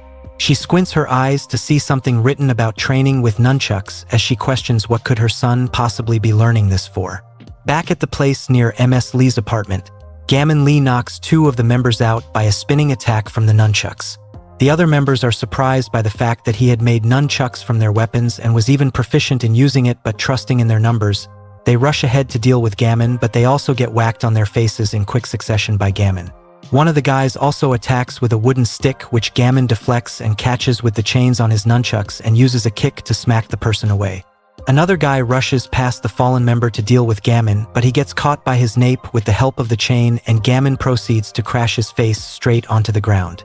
Gunyeb is struck speechless by this scene as he wonders about the difference in strength between him and Gamin. He finds the gap between the two of them unbelievable, even though he had somewhat imagined that Gamin would be strong enough from the fact that he had beat Jaehoang Chu with no effort. After the fight is over, MS Lee runs towards Gamin with worry-filled eyes, showing concern for his safety. A sudden sound rings out as both Gamin and MS Lee turn around to see Gunyeb smacking Hyanu on his face with a bottle, making him fall down with blood covering his face. Gunyeb then uses the crowbar he had to intimidate him and asks him about the culprit behind the Incheon Donggu Don't Ask murder case which had occurred during his middle school days. He had assumed that Hyanu Lee would most likely know about it, considering that he was so crazy about the White Lead gang. Getting no answer in response, Gunyeb readies the crowbar, threatening Hyanu of splitting his skull open, and is serious about wanting to follow through with it. He brings down the crowbar, eliciting loud screams of fear from Hyanu, but the crowbar is suddenly caught by Gamin, who tells him to stop. Gunyeb refuses to back down as he reveals that his mom had died because of it and that he should take Ms. Lee and fuck off instead of bothering him any longer, while also refusing his offer of joining his study group. After hearing Gunyeb mention his mother's death, everything else goes past his mind except the word murder. He struggles to even imagine how he would feel if his mother was murdered by someone instead. Gunyeb asks him again to leave him unless he wanted to get hit, but is surprised when Gamin suddenly punches Hyanu on his face and pushes him against the wall in a very rough manner. Gamin is filled with rage as he had assumed that the murder that took place was at the hands of Hyanu. He demands an answer from him while continuously choking him as Hyanu desperately begs for someone to save him. Seeing that Gamin had acted on his own without properly listening to him, Gunyeb intervenes and stops Gamin from hurting Hyanu Lee any further. And as it turns out, he learns from Gunyeb that Hyanu couldn't have murdered anyone because he didn't have the guts to do so. Gamin quickly lets go of Hyanu as Gunyeb explains that Hyanu was someone who was easily scared but acts tough in front of his crew, when all he was is just a mere slave of Hanwal. After seeing a coward such as Hyanu Lee, Gunyeb wanted to only vent his frustrations a little. He says that if punks like these weren't taught a lesson, they would repeat the same things again and asks Ms. Lee to decide on how to deal with him. Ms. Lee suggests he should be given a just punishment, but Gunyeb advises her that she shouldn't believe in something like a just punishment and that he is only saying that because she reminded him of his mother. On Gamin's side, it takes him a while to remember who Hanwal was, and Gunyeb tells him that him being so dense was the reason why they couldn't get along. He soon leaves after saying all this as Gamin talks about his image of Gunyeb. In the aftermath of the event, Ms. Lee feels even more motivated to learn where this kids went wrong and what made them what they are now in the first place. She goes up to Hyanu and stands right in front of him, causing him to flinch by her sudden action. Gamin is then given his book back and is sent home by Miss Lu, leaving her to handle the rest. Monday came and another obstacle was thrown in the study group's way. Ms. Lee informed the study group members that they were ordered by the headmaster to recruit a minimum of 5 people within the next 2 weeks, or else the study group won't have any official support from the school. Gamin and Cian are both left hopeless as so far, the people had only been belittling them, which made them doubt if anyone would even be interested in joining in the first place. Gamin suggests they just do it unofficially, but Ms. Lee is too motivated to prove the headmaster wrong. She then suddenly remembers that someone had already contacted her and asks Gamin and Cian to go get her. After some time, both Gamin and Cian can be seen peeking inside a classroom with embarrassed faces. They try to recall the name of the student, which was Jaiwoo Lee, that they were supposed to talk with. Here is where we learn that Yusung Tech High was actually a co-ed school. Meanwhile, on the other side, Hanwal arrives in front of Ms. Lee asking her for the reason he was called to meet her. Yusung Tech High was indeed a co-ed school, but the male to female students were thoroughly separated. There are even students who never even speak to another gender until graduation. Just like that, both Gamin and Cian are also nervous to call out to a girl they did not know. They have a small argument outside the class about who would call out to Jaiwoo Lee, and a few moments later, a girl walks past them and enters the classroom looking for Jaiwoo. Seeing the person who responded to the call, Cian is surprised and pulls back Gamin, informing him that they were lucky they found out who she was before having to talk with her, as she was the twin sister of Hyanu Lee, the same guy who Gamin had to deal with few days prior. Cian recognized this from their matching orange-haired color and surnames. From what he had heard, her reputation was just as bad as Hyanu's, so it was doubtful if she really applied for something like a study group. They think she might be a delinquent as well, but are surprised again when they see her getting slapped by another girl, named Mihi Huang, across her face. They learned that she had done so because Jaiwoo hadn't done the work she had asked her to do for her. Jaiwoo Lee refuses to cower back in fear, but instead makes fun of Mihi for acting like she was from the 80s. After a quick and heated back and forth between the two of them, Mihi notices another girl standing beside them, named Hee-won Choi, and grabs the paper she had been holding in her hand. She reads and learns that it was a paper about her midterm preparation plan and throws it like trash, considering it pathetic. Seeing that Hee-won was still mindlessly staring at her, Mihi gets annoyed and is about to hit Hee-won with a slap when Jaiwoo suddenly interferes by grabbing her hand. She tells her to leave Hee-won alone and take out all of her anger on her instead. Mihi tries to escape from Jaiwoo's grasp but finds it hard to do because of her strength. She starts slapping away at Jaiwoo in anger, making the nearby standing Hee-won to close her eyes in fear. Mi-hee continues to order Jaiwoo around and is about to leave when she notices the paper she had taken from Hee-won earlier, lying on the ground. She spits out the gum she was chewing with a sneer onto the paper, and just as it is about to hit the paper, Gamin intervenes and stops the gum with his fingers. Startled by this sudden intervention, Mi-hee demands to know the reason for him being in their classroom, but Gamin outright ignores her as he picks up the paper to study the preparation plan written on it. Gamin compliments Hee-won for making something like this when he gets called out from behind by Jujin Kim, a close friend of Hanwoo and also Jaiwoo Lee's boyfriend. Jujin had recognized him as the one who beat Jae-hwang up and tells him to come along with him somewhere. Hearing Jujin talking about going somewhere with him, he recalls the mess he had made earlier and what it had led to, which is why he quickly turns around and leaves the classroom without looking back or even bothering to wait for Si and Kim, thinking that Jaiwoo Lee would be safe now that her boyfriend had arrived. Jujin is disappointed that he ran away so quickly but decides to forget about him for now and focus on his girlfriend, Jaiwoo Lee, instead. Seeing that his girlfriend had been talking with other men, he tells him to put out her hand. This sentence causes Gamin to stop in his tracks as Jujin and Mi-hee continue to mock Jaiwoo. Jujin forces Jaiwoo to extend her trembling hands so that he can hit her in the name of punishment. Jujin says that he would only hit her 3 times as Jaiwoo curses right to his face. He hits her once with a stick, making a loud smack ring throughout the classroom. He winds up his hands, getting ready to hit her again when a gum thrown from somewhere comes flying and sticks right on his hair. Irritated, Jujin turns around, asking for the culprit who threw the gum. He notices Gamin standing there, asking him what he was doing to her when she was her girlfriend. Jujin is impressed that Gamin had returned and was in fact not a coward who would run away from a fight. He grabs Gamin by the collar in a rough manner, intending to start a fight with him, but is stopped by the shouts of Hyunil Kong, the bald-headed dean who the students had nicknamed as Tom Kench. He is angry over the fact that Jujin was messing around in the female students' classroom instead of gathering for the student council meeting, even though it was being announced at the time. Jujin lets go of Gamin because of the ruined mood and leaves for the student council, but not before turning around to warn Gamin that he would see him soon. Gamin is just relieved by the fact that he didn't get into a fight, but the other students in the class starts whispering among each other, blaming Jaiwoo Lee as the cause of all the disturbances that occur in their classroom. Hearing all this, Jaiwoo lets out an irritated sigh and turns around to leave the classroom with Hee-won following behind her. During the lunch break, Sean snaps at Gamin for picking a fight with a student council member, but sighs when he hears that Gamin didn't know Jujin was from the student council. Sean tells him that messing with the student council members ensures a life full of hell at school and tells him not to act up any further. Gamin tells him that he couldn't stand seeing a member of their study group getting bullied, making Sean doubt his intelligence as Jaiwoo Lee wasn't even a confirmed member yet. As he is about to say something further to him, he notices Hee-won Choi running towards them. She greets them while trying to catch her breath. Gamin and Seon learn from her that it was actually her who had applied in the name of Jaiwoo Lee and begs them to help her friend Jaiwoo.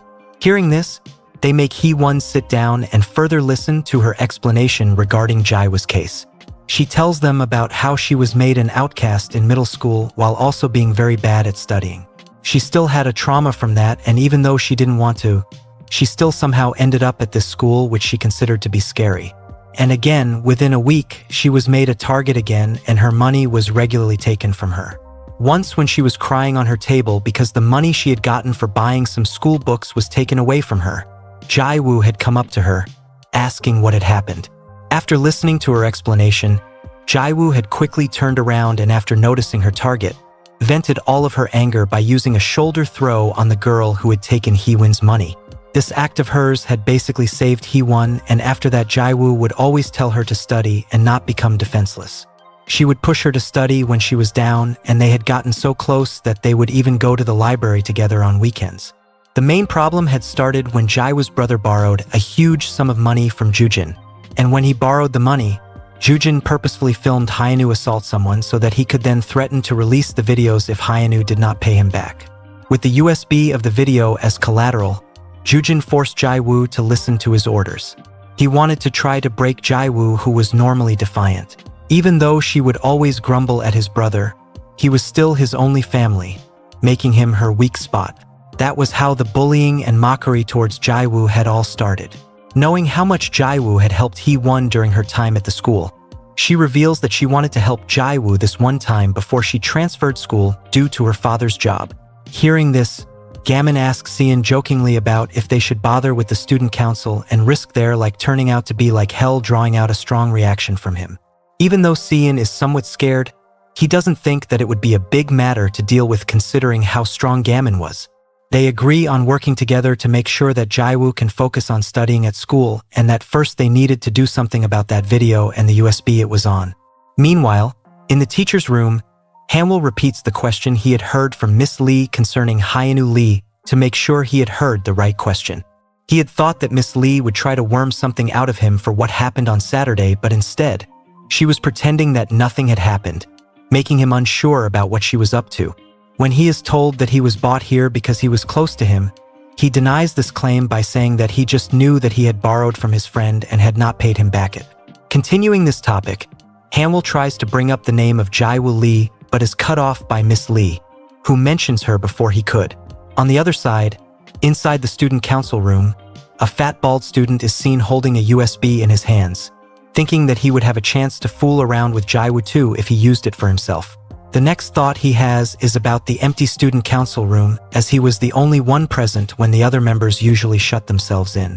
He wonders where everyone had gone, as Gamin can be seen peeking through the open crack on the door with one of his eyes. The time before Gamin had headed to the student council room to investigate, the trio can be seen discussing about the matter when Seon brings up that they should never go near the student council room. When asked why, he explains that the student council body was basically just a bunch of delinquents who use it as a cover to comfortably keep the students in line. They would use it to deal with the minor delinquents, and right now all of the members of the council were rumored to be Hanwoo Pai's close friends. To put it simply, he owned the council. At the mention of Hanwoo Pai, Hee-won covers her face with a startled expression, which Seon points out as a normal reaction from an ordinary student, unlike Gamin, who only ever thought about studying and nothing else. Believing that the USB which was used to blackmail Jaewoo would definitely be in the student council room despite the strong opposition from Seon Kim. Gamin can be seen heading there, as we also see Mahee running out of the washroom while snickering as Jaewoo is inside, soaked from head to toe with water. As Gamin is inspecting the council room from the outside, the fat guy named Do-hun Young struggles to decide if he should make a copy of the video file so that he could later use it to also blackmail Jaewoo and have his way with her. After coming to a decision, he heads up to the computer to copy the content in the USB when the other door to the room suddenly opens with a slam as Jujin walks in, complaining about Tom Kench. His and his friends' gazes land on the USB stuck on the PC as Do-hun Jub fails to come up with an excuse in time. During the brief silence, Jujin and his friend understands that the piggy, as they called him, wanted to have his way with Jaewoo as well, causing them to laugh at the thought. He grabs the piggy by his collars and smashes him into the ground with a shoulder throw, causing Do-hun Young to faint. Jujin's friend compliments his judo techniques as they go to retrieve the USB. Just as Jujin is about to pull out the USB, he changes his mind and comes up with an idea to just upload the video on YouTube while they were at it. Gamin in the back is shocked by his decision as Jujin continues to talk about how Jaewoo would feel like if the only family members of her was dragged to a juvenile right in front of her. They laugh at her situation, imagining how she was going to suffer, as Gamin pulls out his glasses to put them in with a vicious expression on his face. Meanwhile, Seon and Jiwon are also watching the situation unfold from a nearby corner with worried gazes.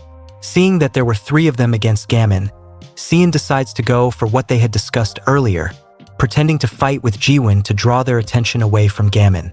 Jiwon is confused, seemingly from forgetting the plan they were talking about, but Seon pushes forward, telling her to act even she had never once cursed in her life to buy some time for Gamin to get out. While this bickering continues, Jaewoo Lee, who had been coming down the stairs, notices Jiwon talking with Seon from a distance as the scene cuts back to the meeting room with Miss Lee and Hanwoo Pai. Continuing their previous conversation, Hanwoo tells Miss Lee that she should have just contacted his sister if she already knew about her instead of asking him about it. He looks with disdain in his gaze after learning that his time had been wasted for nothing as he gets up to leave the room. As he opens the door, he turns around as if he remembered something he wanted to say and tells Miss Lee those who dream of becoming a good teacher are fools and that she should stop bothering with people whose lives were basically over just like all the other teachers in the school do instead of meddling in unnecessarily. Listening to this, Miss Lee answers, keeping her cool, that even though there could be someone seemingly incapable of any sort of positive change, there still was not a single person in this world which she believed should be given up on. Sharing this same belief with Miss Lee, deciding that he wouldn't mind the ruckus he is about to cause just to help Hyunwoo and Jaewoo, Gamin rushes in the council room and punches the person standing beside Jujin on the face, knocking him out. Startled by this sudden invasion, Jujin gets up from the seat hurriedly with clear anger, which can be seen on his face as he gets ready to confront Gamin. But Jujin soon regains his calm as he realizes that Gamin had been hiding inside the locker and starts mocking him, calling him a child. As he continues to go on about it, it starts getting on his nerves that kids like Gamin refuse to be taught a lesson. Aside from that, he also assumes that Gamin was only doing this because he liked Jaewoo and points it out, causing Gamin to blush in embarrassment. Gamin is confused and struggles to properly answer and just keeps glancing towards the USB stuck on the PC. Jujin also notices this, confirming his belief that Jaewoo had told him to steal the USB for her. The knockdown guy wobbles up back on his feet, pissed off by the fact that Gamin had attacked him in a cowardly manner, catching him off guard. He rushes ahead, wanting to take out his anger on Gamin, but Gamin retaliates with a fist to his face, knocking him completely unconscious this time. Ignoring the defeated guy, Gamin focuses his attention on Jujin, who is also somewhat surprised by the strength of Gamin. Gamin declares that it would not be Jujin but him teaching a lesson, and when he did, Jujin would learn that it was him that was in the wrong. This pisses off Gyujin even more, that he thinks that he would rather die than get beaten up by Gamin first. Jujin declares the start of their fight as he quickly reaches out for a collar grab and slams Gamin on the floor with a throw. Jujin looks at the fallen Gamin as he mocks him for his light weight, but his words get caught in his mouth when he notices that Gamin had let Jujin throw him purposefully so that he could reach for the USB with ease. Gamin then takes out the USB from the PC as Jujin lunges forward in desperation to get the USB back. Seeing Jujin coming towards him, Gamin puts the USB inside his pocket and gets up with the help of his hands and delivers a kick straight at Jujin's face. Jujin is thrown back and crashes into the chairs behind him. Do-hun-young, the piggy, who had woken up just now, notices Jujin getting beaten up and losing to Gamin, shocking him, and decides to continue pretending to be unconscious so as to not get caught up in their fight. Jujin also gets back up, threatening Gamin with the name of the student council, and dashes forward again to engage in close combat. He tries to reach out for a grab, but Gamin dodges the move pretty easily by backing up a bit. He picks up the student council clothing and throws it towards Jujin, covering his face with it. Not giving him any time to react, Gamin rushes in and punches Jujin's face as Do-hun-young witnesses the scene of Jujin falling down in defeat with shock-filled eyes. Gamin scoffs at the idea of Jaewoo being treated as an object by Jujin and turns around to leave the council room to settle the matter, but is stopped in his tracks when a beat-up Jujin, with blood running down his nose and a swollen eye, calls out to Gamin from behind, telling him about how the file had already been uploaded to the computer and was being processed on YouTube now. He threatens to make the lives of Jaewoo and Hyunwoo a hell as revenge, catching Gamin off guard and unsure how to react. Just as Gamin is about to act, the door behind him opens as the dean enters the council room, commenting on the bad cigarette smell coming from the room. He looks around and notices Gamin, who he knew had caused a scene last time, and also the students lying down on the floor unconscious and Jujin beaten up. Taking this time where Gamin was distracted by the sudden and unexpected visit from the dean, Jujin clicks on the screen, uploading the video to YouTube. Meanwhile, outside the student council room, Hee-won and See and explain what they had been planning to Jaewoo. Jaewoo sees that even a kid as shy as Hee-won was acting up to help Jaewoo with her situation when all she did was sit back and take it all, feeling pathetic for obediently letting them lash out on her. Making up her decision, she turns around with newfound confidence and heads towards the student council room to finally put an end to this ill relationship with Jujin.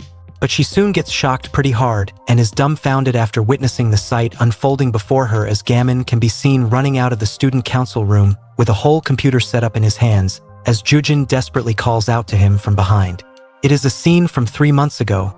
Jujin had been practicing with his judo in the clubroom when he notices Jaewoo Lee in the club, also practicing. He tells his friend that he had first seen her in the promotional video for the dojo and that she was just his type. His friends warns him about Jaiwoo, saying she was no joke and that all the guys that had hit on her got beaten up brutally by her. She had been doing judo for a long time as just a hobby but was able to fight at a professional level so much that she was even called the Ronda Rousey of the Seowon Middle School. Jaiwoo Lee overhears the guys talking about her and goes up to Jujin, asking him if he wanted to fight her. Seeing Jaiwoo had come to him by herself, Jujin's ego bloats up even more as he asks her what school she had applied to. Learning that Jaiwoo was going to be attending Yusung High, which he was a second year in, he tells her that if she got to know him, her life at school would be easy. He extends his hand asking for a handshake, but Jaiwoo grabs his sleeve, causing Jujin to flinch, as he foresees the outcome where he would get thrown to the ground and defeated in a single move. He pulls back his hand in fear as Jaiwoo scoffs at Jujin for getting scared so easily after looking down on her so much. Jujin's friend laughs at him from behind as Jujin grits his teeth and trembles all over in rage. He swears that he would find some dirt on her to make sure her life became hell and will make something up even if he had to just to break her. Back in the present, Jujin smirks while looking at the video having been uploaded on YouTube on the screen. All he had left to do was click on post and then it would be posted on the internet for all to see. He clicks on it as the percentage bar can be seen going up real fast. Just thinking about the face Jaiwoo would make when she sees this go up makes him smile as he looks back to mock Gammon for all of his wasted efforts. His eyes follow to the place Gammon had been moments prior but is confused to see only the dean standing there. He is even more shocked when he realizes that Gammon intended to take out the whole CPU, disconnecting it from the internet cable in hopes of stopping the video to go up. Gammon holds his breath as he puts even more strength into removing the CPU, which leads to the cable coming off from the socket, which also breaks due to the force behind the pull. This is how Gammon takes off from the student council room after removing the PC as he meets up with the oncoming Jaiwoo. Noticing her, he tells her to turn around and run. Jaiwoo struggles to understand the situation but still complies and turns around to tag along with Gammon to escape. She asks Gammon what was going on and Gammon just tells her that they needed to somehow smash the PC so that Jaiwoo can finally be free from Jujin's bullshit. They meet up with Seon and Hee-won as the dean continues to chase after them. Witnessing the scene and joining the pieces together, Seon is quick to understand what was going on and what Gammon intended to do. Just then, Gammon trips over a wire causing him to fall and the CPU to leave his hands. He orders Seon to quickly take the CPU to the lab and smash it as the dean finally catches up to Gammon and captures him. Realizing the desperate situation they were in, Seon makes up his mind quickly as he picks up the CPU and starts going up the stairs. The dean also orders Jujin to go after Seon to apprehend him as Jujin trudges along with heavy breaths. On Seon's side, realizing that going to the first floor and then to the lab building with a heavy chunk like this would just lead to him getting caught quickly given his stamina. Left with no other choice, he heads up to the rooftop believing that dropping it down from there would surely smash the CPU into pieces.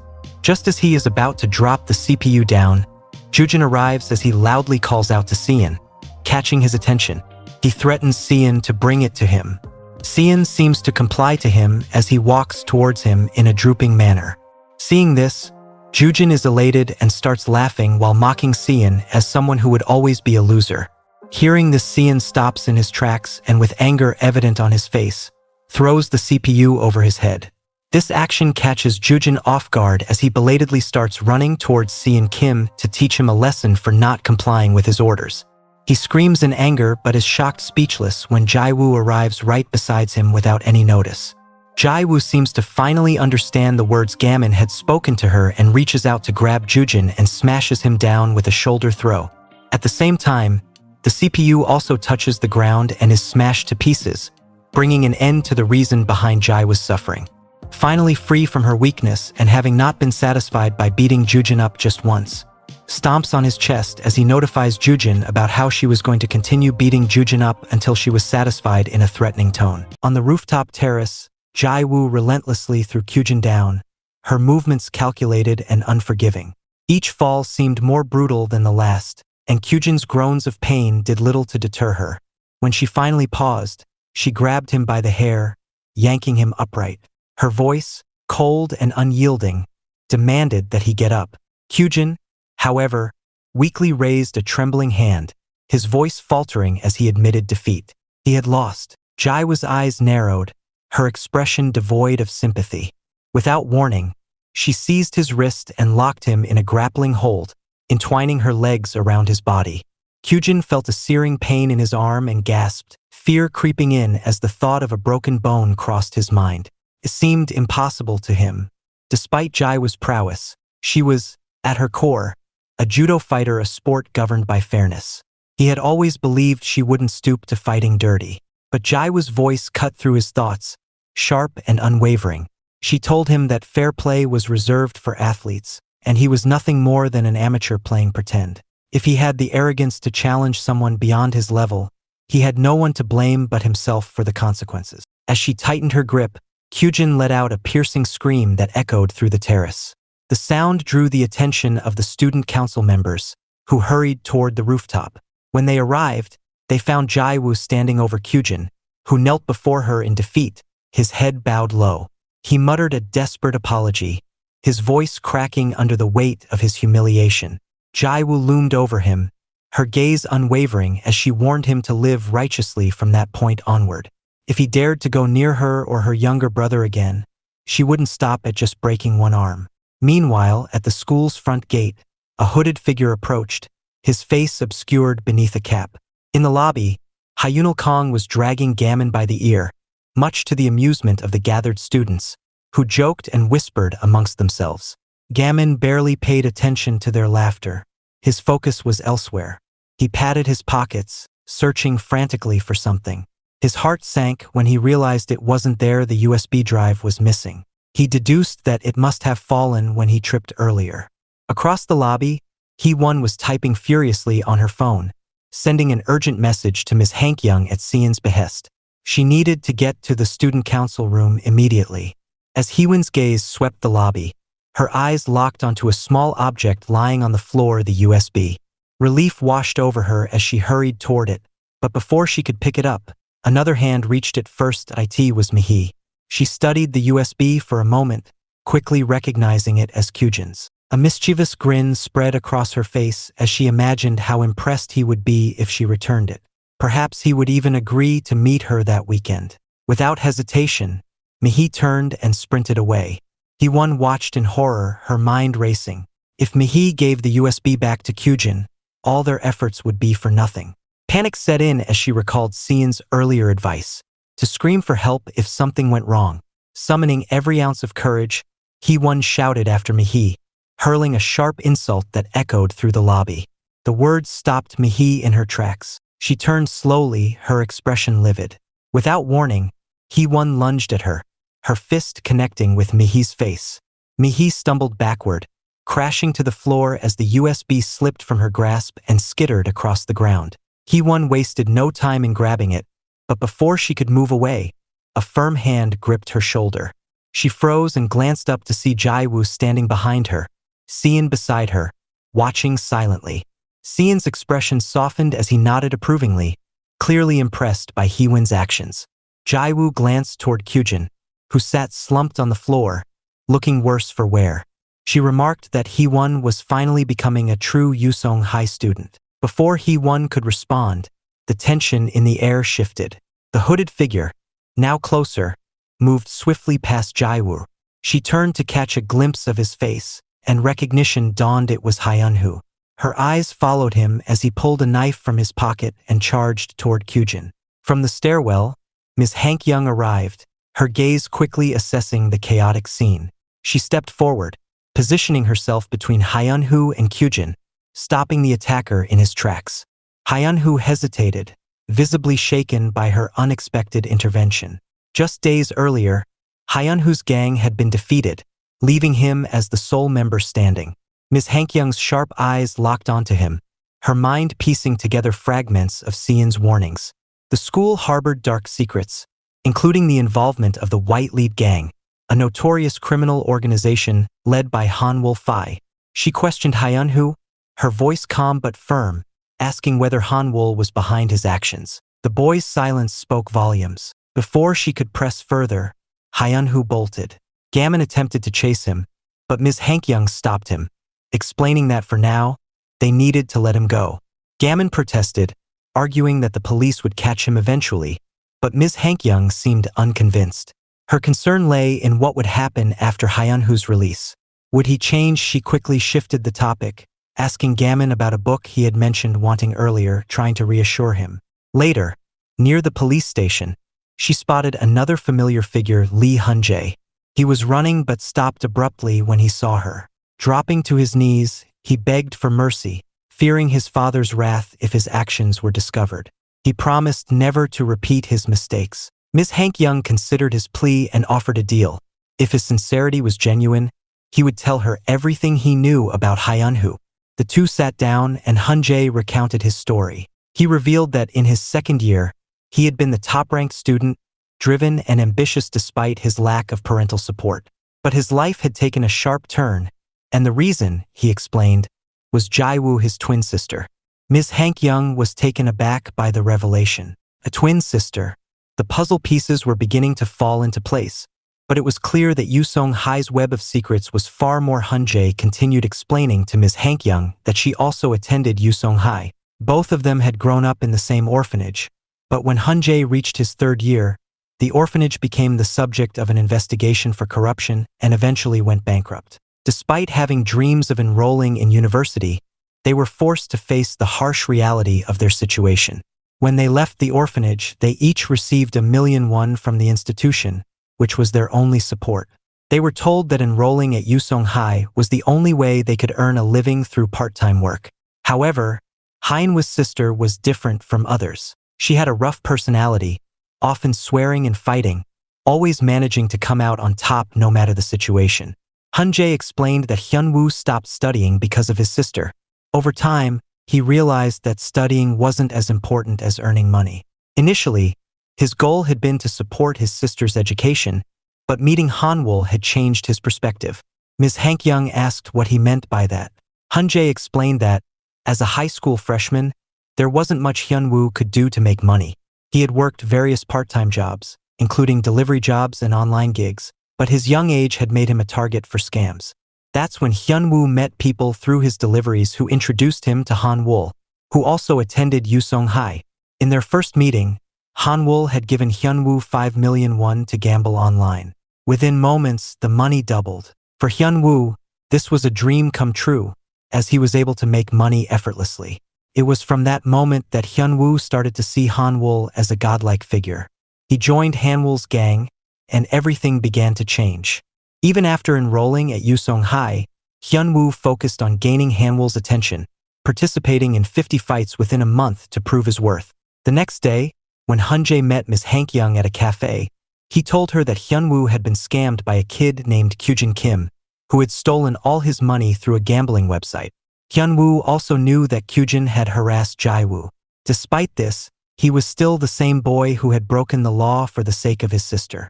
Now that he knew the truth, Hunjae said that Hyunwoo wanted to kill Kyujin. Ms. Hankyung, aware of Hyunwoo's anger, intervened when she saw him heading toward Kyujin. However, in the chaos, Hyunwoo ran at full speed and, unable to stop, accidentally stabbed Ms. Hankyung. Blood gushed from her wound as the knife fell to the ground. Hyunwoo, shocked and frozen, sat down, staring at her in disbelief. Ms. Hankyung, still sitting on the ground, pressed her hand against the wound, realizing that she had been right about Hanwoo. It was Hanwoo who had changed Hyunwoo, pushing him toward destruction. She reflected that he had been responsible for destroying Hyunwoo's sense of morality, forcing him into a corner and making him feel as though it was the only way to survive. With difficulty, Ms. Hankyung asked Hyunwoo if he still wanted to study. She thought that perhaps she could show Hanwoo that there were others who could change people for the better. She was determined to make Hyunwoo realize that there was still hope for him, even if Hanwoo didn't believe in it. Meanwhile, Hanwoo, walking through the floor, saw the police arriving and assumed someone had reported the incident. He briefly wondered if Hyunwoo was done for. However, the police weren't after Hyunwoo. They were after him. Detective Taeman Na approached Hanwoo and told him that they needed to talk. Hanwoo recognized the detective and, with a smirk, agreed to go with him, though he suspected something had been going on behind the scenes. Hanwoo couldn't help but think that Ms. Hankyung had been plotting something for weeks, trying to set him up. He smiled, dismissing the concern, reassured that he still had control over the situation. Back in the teacher's room, Hyunil Kong had dragged Gamin into the room, but Gamin insisted he needed to talk. Hyunil wasn't interested in listening, but just then, the principal rushed in, looking visibly shaken. The principal hurried over to Hyunil and told him to call for an ambulance. Hyunil, confused, asked what was going on, and the principal explained, panic-stricken, that Miss Hankyung had been stabbed. Gamin was taken aback by the news. Meanwhile, in the student council room, Hyunwoo stood in front of Ms. Hankyung, still questioning whether he really wanted to study. A crowd of students watched from the sidelines as Hyunwoo struggled with his actions. He felt a heavy sense of guilt, believing he had just stabbed someone. His thoughts drifted back to when he had met Han-wol, who had told him that Kyujin hadn't only scammed him with the gambling website, he had also used Hyunwoo's sister to force him into violence. Han-wol had given Hyunwoo a pocket knife, telling him that Jae-woo wouldn't speak up about the violence because she was a good sister. This had marked the beginning of Hyunwoo's downward spiral. He realized, in that moment, that he couldn't go back. His life had been tainted by Han-wol's influence. Han-wol had told him he was nothing, an orphan with no future, no hope. But then, as Hyunwoo tried to retreat, Miss Hankyung approached him, placing a hand on his face. She asked him to look at her and reminded him of her promise to help him quit smoking. Though giving up was never easy, people could change if they wanted to. As Hyunwoo looked down in regret, Miss Hankyung reassured him that even if he went to juvenile detention, he could still study once he got out. He could still become a teacher, just as he had always dreamed. Hyunwoo was taken aback. How did she know that he wanted to be a teacher? Earlier, Ms. Hankyung had inquired about Hyunwoo's career goals from other teachers, and that was how she had known. On the day Hyunwoo had written his goal of becoming a teacher, Jae-woo had laughed at him, telling him he would need to treat both rich kids and orphanage kids equally if he truly wanted to help others. Hyunwoo had promised her he would help her, even though she needed to focus on her studies. As Ms. Hankyung gently placed her hand on Hyunwoo's head, she told him never to give up on his dreams. She would make the school a better place for studying, and he should never throw away his future. But after speaking, Ms. Hankyung suddenly collapsed, her blood loss overwhelming her. Gamin, watching her fall, realized she had given so much of herself for others, intricate than she had initially thought. The medic team arrived at the scene just in time. Gamin looked toward Hyunwoo and noticed that he was crying, filled with regret for what he had done. Jae-woo approached him and placed a hand on his shoulder, advising him that he should apologize for everything before heading to the police station. Afterward, the ambulance arrived and took Ms. Hankyung to the hospital. Thankfully, she regained consciousness and was told she needed to rest for a week. However, she was worried about the study group. Gamin reassured her that there was no need to worry. He would definitely find 5 people to join.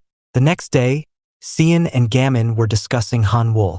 Seon mentioned that a detective had arrived and taken Han-wol away the previous day.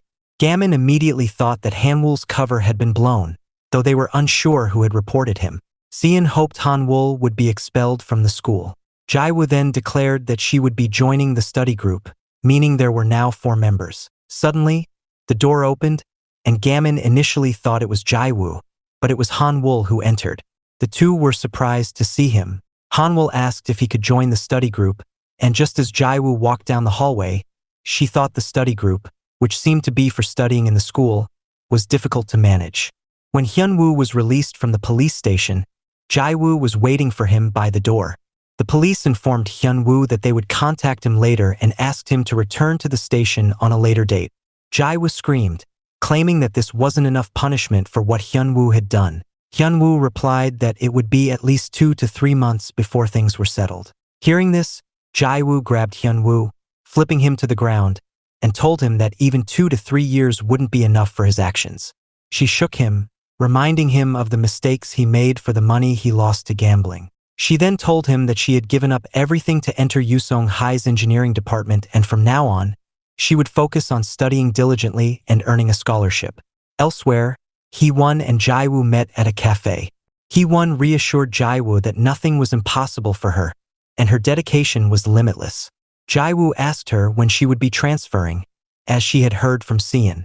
Hee-won, slightly disappointed that Jaiwoo hadn't been informed earlier, suddenly told her that she wouldn't be transferring after all.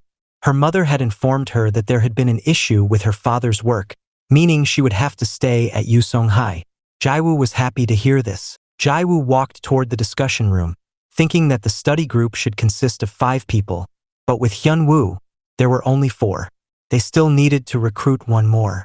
As she approached the door, she saw Hanwoo open it and enter. He asked if he could join the group. Seon, who had heard about Hanwoo's arrest the previous day, worried about the implications of Gamin allowing him in. Gamin asked Hanwoo if his name was Hanwoo Fai, to which Hanwoo confirmed. Gamin then remarked that Hanwoo didn't seem like someone who would want to study or attend university. Hanwoo, in turn, acknowledged Gamin's impressive ability to judge others so quickly, but refused to accept his judgment without more objective reasoning. At that moment, Jaiwoo also entered the room. Gamin looked at her and told Hanwoo that he was a bad person. Seon feared that Gamin's words could lead to a fight. Hanwoo stood silently for a moment before turning to leave, telling Gamin that he had chosen the difficult path instead of helping. Just then, a voice was heard outside the window, and Seon noticed someone throwing bricks at the study group. One of the bricks hit Seon in the face. Hanwoo passed by Jaiwoo and remarked that he hadn't done anything. Jaiwoo rushed to Seon, asking if he was okay, while Gamin went to the window to see who was responsible. He saw a group of boys outside, and Hanwoo explained that they were Jae-hwang Chu and Kyujin Kim from grade 2. There was an unspoken rule at Yusong High's engineering department to avoid fighting over rank between grades, and Gamin had broken that rule. Hanwoo further explained that with the appearance of students like Gamin, who had shaken the ecosystem, first-year students who had once been obsessed with ranking were now feeling disturbed. News of Gamin's superior strength had spread widely among the first-year students and had become a hot topic. Some, like Teo Kong, were not happy about it. Hyunwoo commented that things like this wouldn't happen with him around, but Gamin rejected his offer. Just then, someone shouted Gamin's name. It was Teo, a first-year student, who had come to settle the debate about who was stronger. Teo insisted that they needed to resolve this, and Gamin should come down. Gamin asked why he should, but Teo replied that it would end the rumors about him. Teo then ordered his guys to grab Jun Lee, a first-year mechanical student. They had been holding him, and Teo explained that Jun Lee had been acting crazy for the past month, claiming he would conquer Yusong High. Today, Teo had seen Jun Lee carrying something that made him want to vomit. Teo then saw that Jun Lee had filled out an extracurricular registration form, and he started tearing it up in front of Gamin, accusing him of influencing Jun Lee to become a nerd like him. Teo vowed to stop any student who wanted to join the study group. Suddenly, Gamin jumped out of the window, landing on Teo's face and smashing his head to the ground. He grabbed the form from Teo's hand. Seeing this, Jun Lee also lost his grip on Teo's men. Jun Lee, who needed Gamin, watched in awe as Gamin's strength was displayed. Flashbacks showed Jun Lee fighting a few guys on the basketball court. While he lost a few rounds, he eventually won. His rank had risen to 18th in the class. Jun Lee was feeling a rush of excitement from his victory. Nearby, some guys discussed their upper ranks, prompting Jun Lee to rush toward them. He was determined to take everyone down and become number 1. After beating the others in basketball, he went outside to wipe the blood from his nose. Meanwhile, Gamin was still holding Teo down. He flipped him over and then grabbed his form. Jun Lee, watching, realized that Gamin was as strong as the rumors suggested. Teo then grabbed Gamin's hand and flipped him over, standing up. His men cheered, impressed by Teo's agility. Teo casually stretched his shoulders, remarking that Gamin had only caught him off guard because he had jumped from the second floor. Teo, growing increasingly frustrated, flips his head around and notices that his previous actions had no effect on Gamin. Gamin is still seated on the ground, calmly reviewing the details on the form in his hands. Teo, observing this, can't help but think to himself that Jun Lee could potentially be a formidable rival. Deciding to provoke Gamin further, Teo slaps him from behind, causing Gamin's glasses to fly off and land on the ground. With a smirk, Teo remarks that this is the first time he's encountered someone like Gamin, a truly insane kid who remains unfazed, even under direct provocation. Gamin, unfazed by Teo's slap, keeps his back to him, his focus still fixed on the form he's holding. Teo continues taunting Gammon, telling him that if he's really challenging the top rank, he should at least try to focus. He mentions that 3 top-rank students are present as witnesses to this little interaction. Teo further taunts Gammon, reminding him that he had earlier claimed that he could defeat anyone holding the form, and now, Gammon is doing just that. However, before Teo can finish his speech, Gammon suddenly delivers a swift and precise punch straight to Teo's jaw. The speed of the punch is so astounding that Teo doesn't even notice Gammon's movement until it's too late. The impact of the punch sends shockwaves through Teo's body, causing him to shake violently. The force of it brings Teo to his knees, and he collapses onto the ground. Gammon, not sparing a glance at Teo as he lays there, simply says that he doesn't have the time to focus on this petty fight. The speed and power of Gammon's strike shock everyone around them, particularly the other students ranked highly within the school. They stand there, stunned, witnessing the raw difference in power between Gammon and Teo. It becomes clear to them that Gammon is not someone to be underestimated. With that one punch, they realize that a significant change is unfolding in the school's hierarchy, and a disaster may soon follow as a result of this shift in power dynamics. After the brief exchange with Teo, Gammon turns to Jun Lee and tells him to come along. Jun Lee, impressed by Gammon's raw power and confidence, begins to admire him even more. He thinks to himself that Gammon is incredibly cool, and that by following him, he can learn everything he needs to know to become stronger. Jun Lee eagerly follows Gammon, who heads toward the discussion room. Jun Lee waits outside, unsure of what's happening inside, but curious nonetheless. Meanwhile, inside the room, Gammon addresses the group, asking them what it truly means to make Yusong Hai kneel in submission as a demonstration of power. He opens the window, looking out at the world beyond, and apologizes to the group for the misunderstanding. He explains that the study group was not intended to be a vehicle for fighting to gain ranks within the school. Instead, it was created with the purpose of studying an environment for students to improve their minds, not just their physical strength. Gammon then closes the window, but Jun Lee, feeling somewhat disheartened, reaches out and grabs it, pleading with Gammon not to dismiss studying altogether. He insists that he will try his hardest to study, and even if it isn't exactly what he expected, at least Gammon could show him how he practices every day. He begins to complain about the difficulties of studying, but is interrupted when Gammon suddenly opens the door, asking him if he's really committed to studying. In that moment, Gammon hands Jun Lee a stack of books and papers, telling him that today, they are going to visit Ms. Hank Young and focus on studying until they return. Jun Lee, initially unsure, thinks that Gammon might be teasing him. He has no idea why Gammon is so obsessed with studying, but one thing is clear: the way Gammon fights is incredible, and Jun Lee is determined to learn from him, no matter what. Jun Lee opens one of the books and starts working through the problems, finding the difficulty overwhelming. Despite his frustration, he decides that if this hardship is what it takes to become Gammon's student, he will endure it. As he continues, a gust of wind blows one of the papers off the desk. Jun Lee turns and chases it, retrieving the paper from the floor. As he does, he notices a man in a suit standing at the door, asking about Gammon Yoon. The man, under the assumption that Jun Lee is Gammon, introduces himself as a representative from the YB family, responsible for scouting promising students. He mentions that Gammon's rise to the top rank in his class must have caught the attention of many, and now, it's time for him to prove his worth. The man explains that Jun Lee, too, is being considered for testing to become a permanent member of the YB family, a prestigious group that trains highly ranked students for special assignments. He warns Jun Lee that the test will be difficult, and he should be prepared to endure some pain. Jun Lee, still processing the situation, doesn't move, prompting the man to ask again if he is Gammon.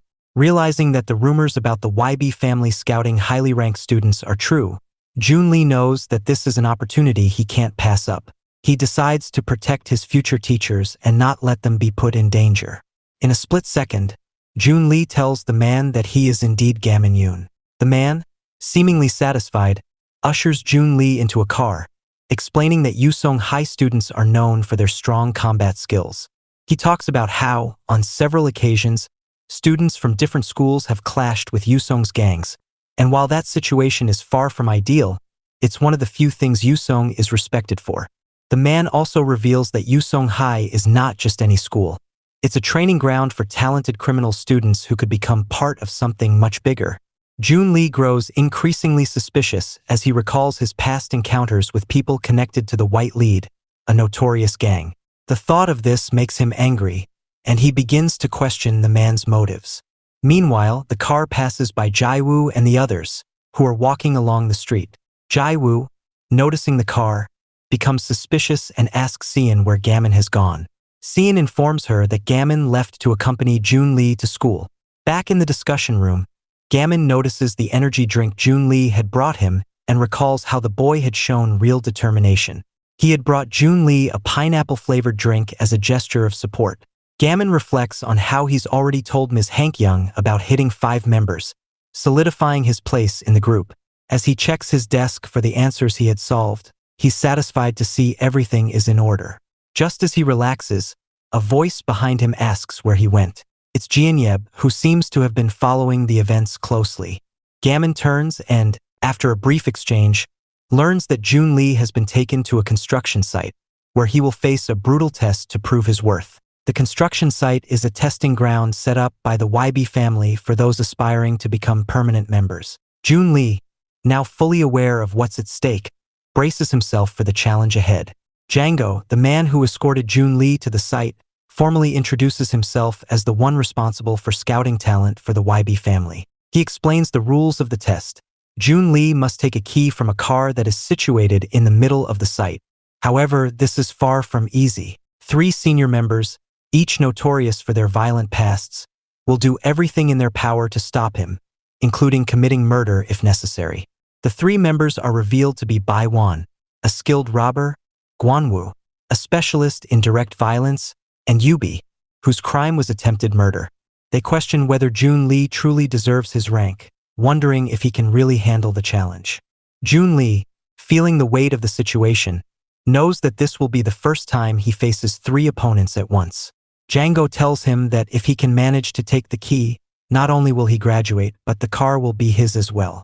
Django mocks Junli, calling him a failure for working a part-time delivery job and saying that he doesn't fit into society. He tells Junli that such a future awaits those who fail, a future filled with power and money, things Junli cannot achieve by studying alone.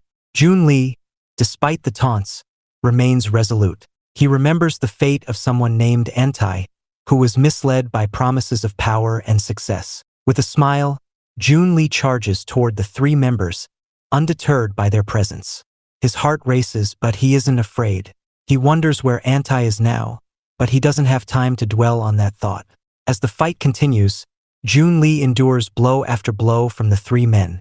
His body is battered, covered in wounds, but he never falters. After some time, Django throws down a cigarette and watches as Junli, bloodied and bruised, stands up again. Despite the punishment, Junli's determination burns brightly as the 3 senior members finally leave, satisfied that he has passed their test.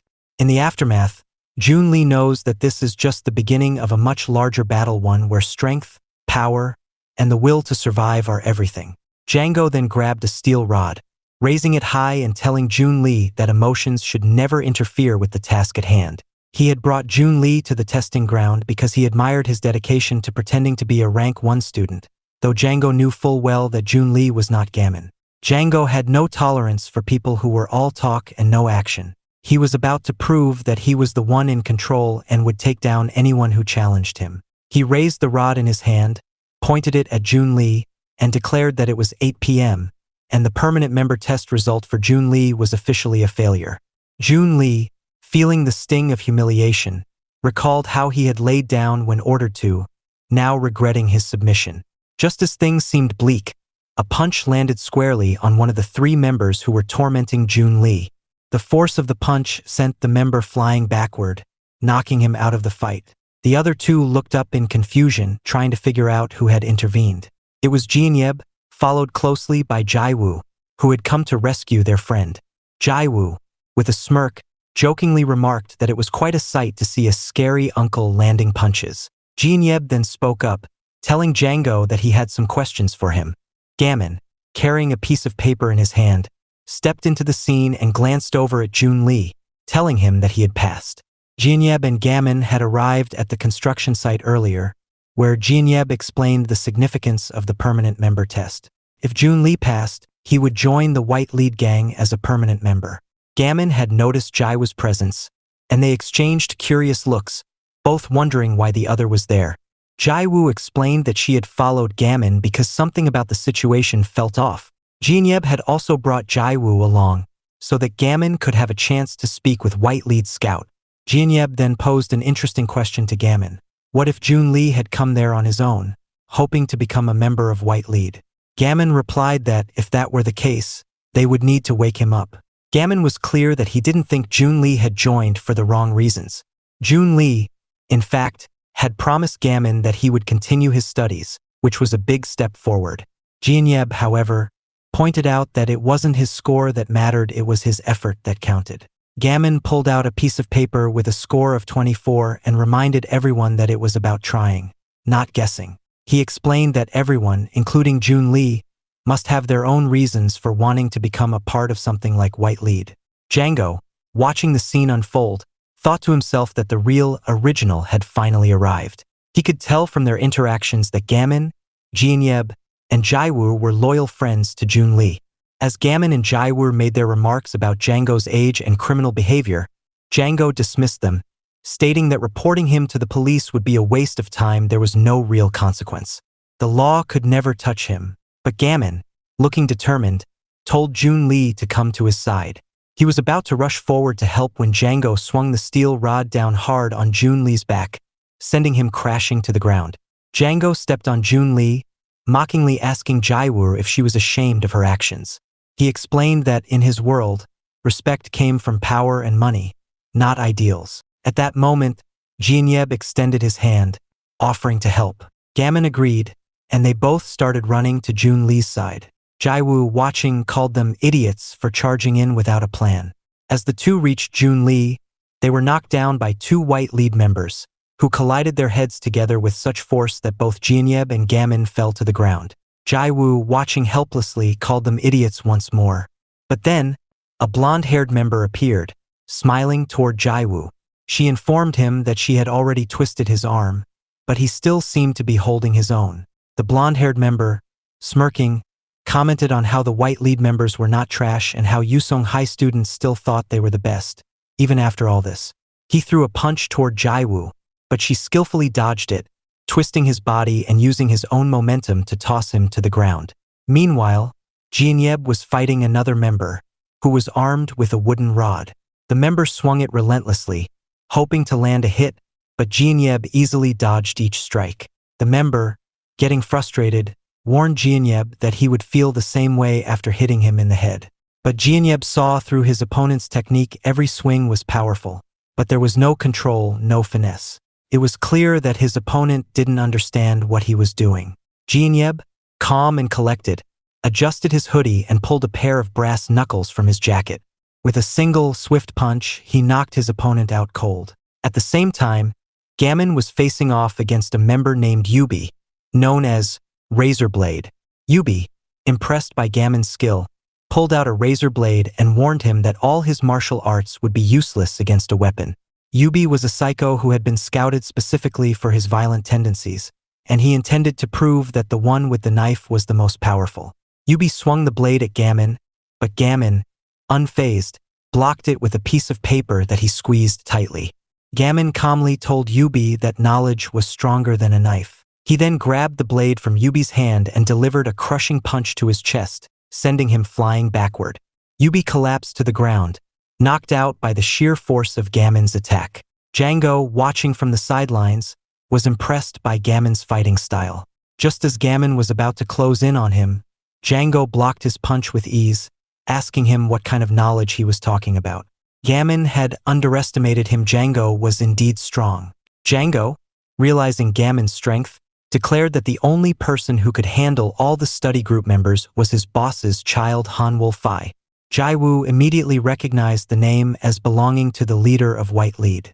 Django was a part of Hanwol's gang, and this was just another test for Junli and his friends. Django raised his steel rod, swinging it down at Gamin with brutal force, but Gamin, despite the impact, tried to block it with his hand. The The blow was so strong that Gammon couldn't withstand it, and he was sent crashing to the ground. Jai-woo, seeing Gammon fall, ran toward him, but Jeonyeb stopped her, telling her to wait. As Jai-woo continued forward, Jeonyeb tried to flank Django from the opposite side, but it was clear that attacking him head-on would be useless. Django easily fended them off with swift kicks, knocking them both to the ground. With a cigarette dangling from his mouth, Django declared that he had stood still the entire time while taking down each of them. He explained that they wouldn't learn fear unless he taught them a lesson, which is why Yusong High students were always so weak in his eyes. Lighting up another cigarette, Django smoked leisurely, before suddenly realizing that Gammon had gotten closer to him without him noticing. Django, dropping his guard while smoking, was caught off guard as Gammon attacked him in that moment of distraction. However, Gammon hadn't anticipated Django's quick reaction. He used his right foot to dodge the attack and counter it. It was then that Gammon realized Django had been using his right foot more than his left. Gammon, determined to protect Jun-Lee, warned Django not to step on him again. But Django, laughing loudly, mocked their friendship and called the study group nothing more than a gang. Gammon, removing his jacket and loosening his tie, prepared to fight seriously. Django sneered, calling it all nonsense and dismissing Gammon's heroic stance. Gammon, however, focused on the fight, knowing he couldn't afford to lose now. Gammon then leaps into action. Meanwhile, at Incheon police station, a police officer is throwing some papers around in frustration. This officer is Detective Taeman Nam, who looks visibly angry about the situation involving White Lead. His senior, a woman in the woman and teenager division named Doghyun, comments that despite his name meaning lazy, Taeman has been working hard, likely because of his issues with Hanwol Phi. Later, they head to a terrace to have a drink, where Doghyun shares that he just received a new assignment and feels the pressure. Cases concerning problematic high school students fall under their division, but Taeman questions whether Doghyun is even working properly. Doghyun insists that he is doing his job, and Taeman adds that although a case involving Yusong High belongs to their division, they must focus on capturing White Lead's head, Yeonbaek Phi, which all depends on Hanwol Phi. Doghyun responds that even though Taeman's instincts suggest Hanwol's case should be taken seriously, the woman and teenager division will work with him to handle it. Taeman points out that when Hanwol was brought in, the division immediately released him. Hanwol smiled calmly, walking out as though he had done nothing wrong, even addressing Taeman by name, which Taeman finds strange since he had only just been assigned there. Taeman questions whether the police department is functioning properly, and as Doghyun leaves, Taeman smokes, mulling over the situation. At the entrance of the police department, Hunjae and Seon arrive. Seon asks if Hunjae is serious about going in, and Hunjae responds that Jai-woo gave her the address and told her to go to the station. Taeman, observing from the terrace, sees their Yusong High uniforms and gets even angrier. He thinks that to catch Hanwol Phi, he needs to find someone from White Lead who knows enough about him, someone whom the gang would not care about being caught. These executives are quiet and hard to catch, and Taeman wonders where he can find such a person. Meanwhile, a fight continues between Gammon and Django at the construction site. In a flashback, Jun-Lee kneels down as his friend Entai leaves him, telling him that from now on, they are no longer friends or rivals. Jun-Lee protests, saying that they promise to always stay strong together. But Entai flips back, revealing that for the past 2 years, he never considered Jun-Lee a rival. Jun-Lee realizes that all the moments he cherished were one-sided. Back in the present, as Jeonyeb and Jai will lie on the ground, Jun-Lee opens his eyes, remembering the blow from the metal pipe. He can't see Gammon or the others and assumes they've abandoned him, thinking that running away was justified against real mafia forces. Just then, he hears a noise and sees someone approaching. It's Gammon, and it seems Django was hit by him. Django collides with Jun-Lee, kicking him, but Gammon stops him. Django, now without his jacket, taunts Gammon for being too confident. He questions why Gammon would protect Jun-Lee, pointing out that not only did Jun-Lee lie, but he also tried to become a permanent member and would be a burden. Jun-Lee admits that he doesn't deserve Gammon's help, acknowledging that he lied and even considered abandoning his friends for a brand new car. But suddenly, Gammon tells Django not to underestimate him because Jun-Lee is his rival. The next scene flashes back to a time when a man in a blue jacket taught Gammon a one-sided attack style. This man is Gammon's uncle, who sees Gammon's grades and feels disappointed, as they haven't improved despite his hard work. Gammon doesn't understand why he's failing despite studying hard. His uncle gives him a book and tells him that this book contains something that will improve him significantly and ignite more passion. He puts a hand on Gammon's head and says that he gave him this training in secret, behind his mother's back. Gammon's body sometimes moves on its own, driven by the desire to defeat his uncle for once. In the present, Gammon uses his uncle's technique and attacks Django simultaneously. Jun Lee is surprised by the display of power. This technique, called one-sided attack, involves hypnotizing the opponent with a barrage of punches and a brutal kick. Gammon lands a final blow to Django's chest, sending him flying onto a car, where he drops a car key. Jun Lee realizes that what he saw at school was nothing compared to what Gammon can do. Gammon considers Jun Lee his rival, though Jun Lee doesn't yet understand that Gammon refers to rivalry in terms of study, not fighting. Jun Lee becomes excited, realizing his rival is someone like Gammon. Meanwhile, Jianyeb and Jaiwoo have tied up the 3 remaining white lead members. Gammon looks at the car and Django, thinking about his uncle's forbidden technique and how it's been a while since he's needed to use it against an opponent. He's happy because now that 5 people have joined, the study group is nearly complete and they will finally begin their studies. Jun Lee says that everyone is awake now. But just then, the car where Django fell revs its engine and starts moving toward Gammon and Jun Lee.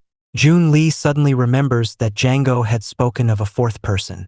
He looks into the car and sees his old friend, Anti, sitting inside. A few minutes earlier, Jaiwoo had just woken up and was feeling embarrassed because she had been kicked out of the fight with just 1 hit. Despite the painful impact, fortunately, none of her bones were broken. She looked around and noticed that Jianyeb was also awake. He seemed to think that Gammon had finished off the white lead member, which confused Jaiwoo, as Gammon was roughly the same age but seemed much stronger than he appeared. Jaiwoo, still recovering from the situation, stood up and walked toward Jianyeb, asking him why he had come to this place in the first place. Jianyeb responded that there was something he had to ask the white lead member, and since Gammon was involved in the situation, he had brought him along, thinking that Gammon might be able to finish off the guy if things got tough. The 2 of them turned their attention toward Gammon and June, just as a car suddenly started and was heading straight toward them. It seemed like the car was speeding directly toward Gammon and June, and Jaiwoo immediately thought that the driver might crash into all of them. June instinctively pushed Gammon to safety, but Gammon, in a reflexive move, grabbed June's hand and pulled him away, diverting both of them from the car's path. The car came to a stop just before it hit them, and Jaiwoo rushed toward Gammon and June, checking if they were okay. Her heart was racing, and she couldn't help but feel a sense of dread, thinking about what would have happened if they hadn't moved in time. June called out a name, Anti, which left Gammon confused, unsure of who this person was. Jianyeb then stepped forward and revealed that the person in the car had indeed been trying to crash into them. To confirm this, Anti lowered the car window and responded with a calm, almost detached tone, acknowledging that it was true. He then turned his attention toward Gammon, asking if Gammon really had no plans of becoming a criminal. He casually stated that with Gammon's abilities, he could easily join the family without becoming a permanent member. In fact, he would even offer a special recommendation. Anti explained that a new kid from Yusong High could go anywhere, make money however they wanted, and live a life with more opportunities. But Gammon, with determination in his voice, flatly denied the suggestion, rejecting the idea of joining the criminal world. Meanwhile, Sean and Hunjae were at a construction site, observing everything from a distance. At the same time, Anti mentioned that he would remember the friends from the Yusong High study group before pulling the car window back up. June, observing all of this, reflected on the fact that although Anti wasn't the type of person to intentionally crash into people with his car, there was something undeniably threatening about the situation. Inside the car, Anti was speaking to someone, calling them funny, though neither Gammon nor Jaiwoo had any idea who he was talking about. It was then that Anti revealed that he had joined his mother's former school, a statement that shocked Jianyeb to his core. Jianyeb's mother had been a teacher at Yusong High, and to hear him mention her like that stirred something deep within Jianyeb. Anti taunted Jianyeb, asking if he was really planning to follow in his mother's footsteps with something as meaningless as studying. It became clear to Jinyeb that Antai knew about his mother's death, and that this whole confrontation might be tied to his desire for revenge. Jinyeb stood frozen for a moment as the realization sank in. He knew that the person who had killed his mother was likely connected to Antai. The trauma of her death flooded back as he remembered the horrific moment when she had been murdered in front of him. Jinyeb was certain now Antai knew more than he was letting on.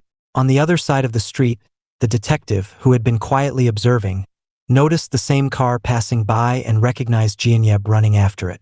Jaiwoo, standing next to Gamin, urgently told him that Jinyeb was chasing the car, and there wasn't even a taxi around. Gamin, without a moment's hesitation, suggested that he could catch up to the car on the motorcycle he had brought with him. The detective, however, felt an eerie sense of déjà vu, as if he had seen Jinyeb somewhere before. Meanwhile, Jinyeb's mind was solely focused on one goal: catching up to Antai's car. He revved the motorcycle's engine and sped through the streets, his focus unwavering. As he approached a traffic signal, he became frustrated, wondering why Antai's car had to be surrounded by so many other vehicles. It was difficult to spot him amidst the crowd of cars, but Jinyeb's determination pushed him forward. He quickly steered his bike onto the footpath, narrowly avoiding pedestrians, and took a shortcut through narrow alleys to track down Antai's car. But just as he thought he was getting closer, someone suddenly appeared in his path, and he lost control of the motorcycle, crashing into them. To his shock, the person he had crashed into was none other than Sanjin Bang, the son of the white lead director. Sanjin looked down at Jinyeb with a cold, almost mocking gaze, recognizing him immediately. He seemed pleased by the coincidence, stating that it was about time they finally met.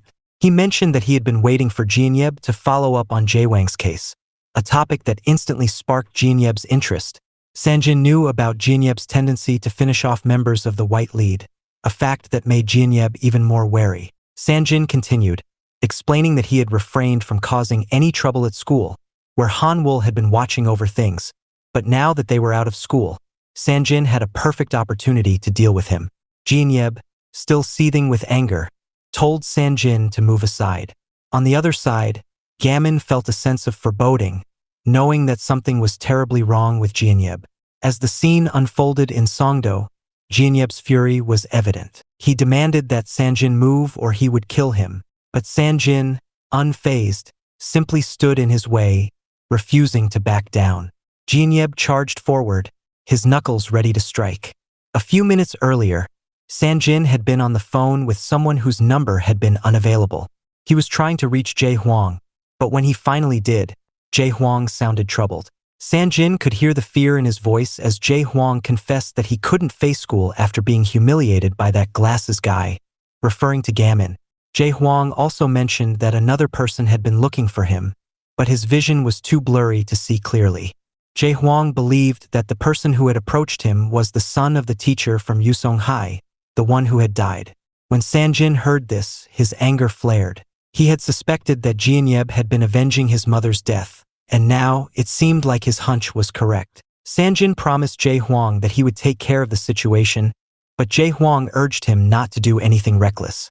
He warned Sanjin that Jinyeb's eyes showed a dangerous determination, and that he could do anything in his pursuit of revenge. Sanjin, however, was already furious, and he resolved to take matters into his own hands. He decided that they needed to deal with Jinyeb once and for all. Back on the street, Sanjin watched as Jinyeb sped past him on the motorcycle, weaving through traffic and causing a scene. Realizing that Jinyeb was coming after him, Sanjin couldn't help but feel a mix of curiosity and fury.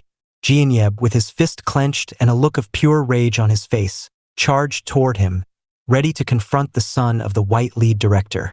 Jinyeb's punch landed, but Sanjin was unfazed, his strength allowing him to absorb the blow without flinching.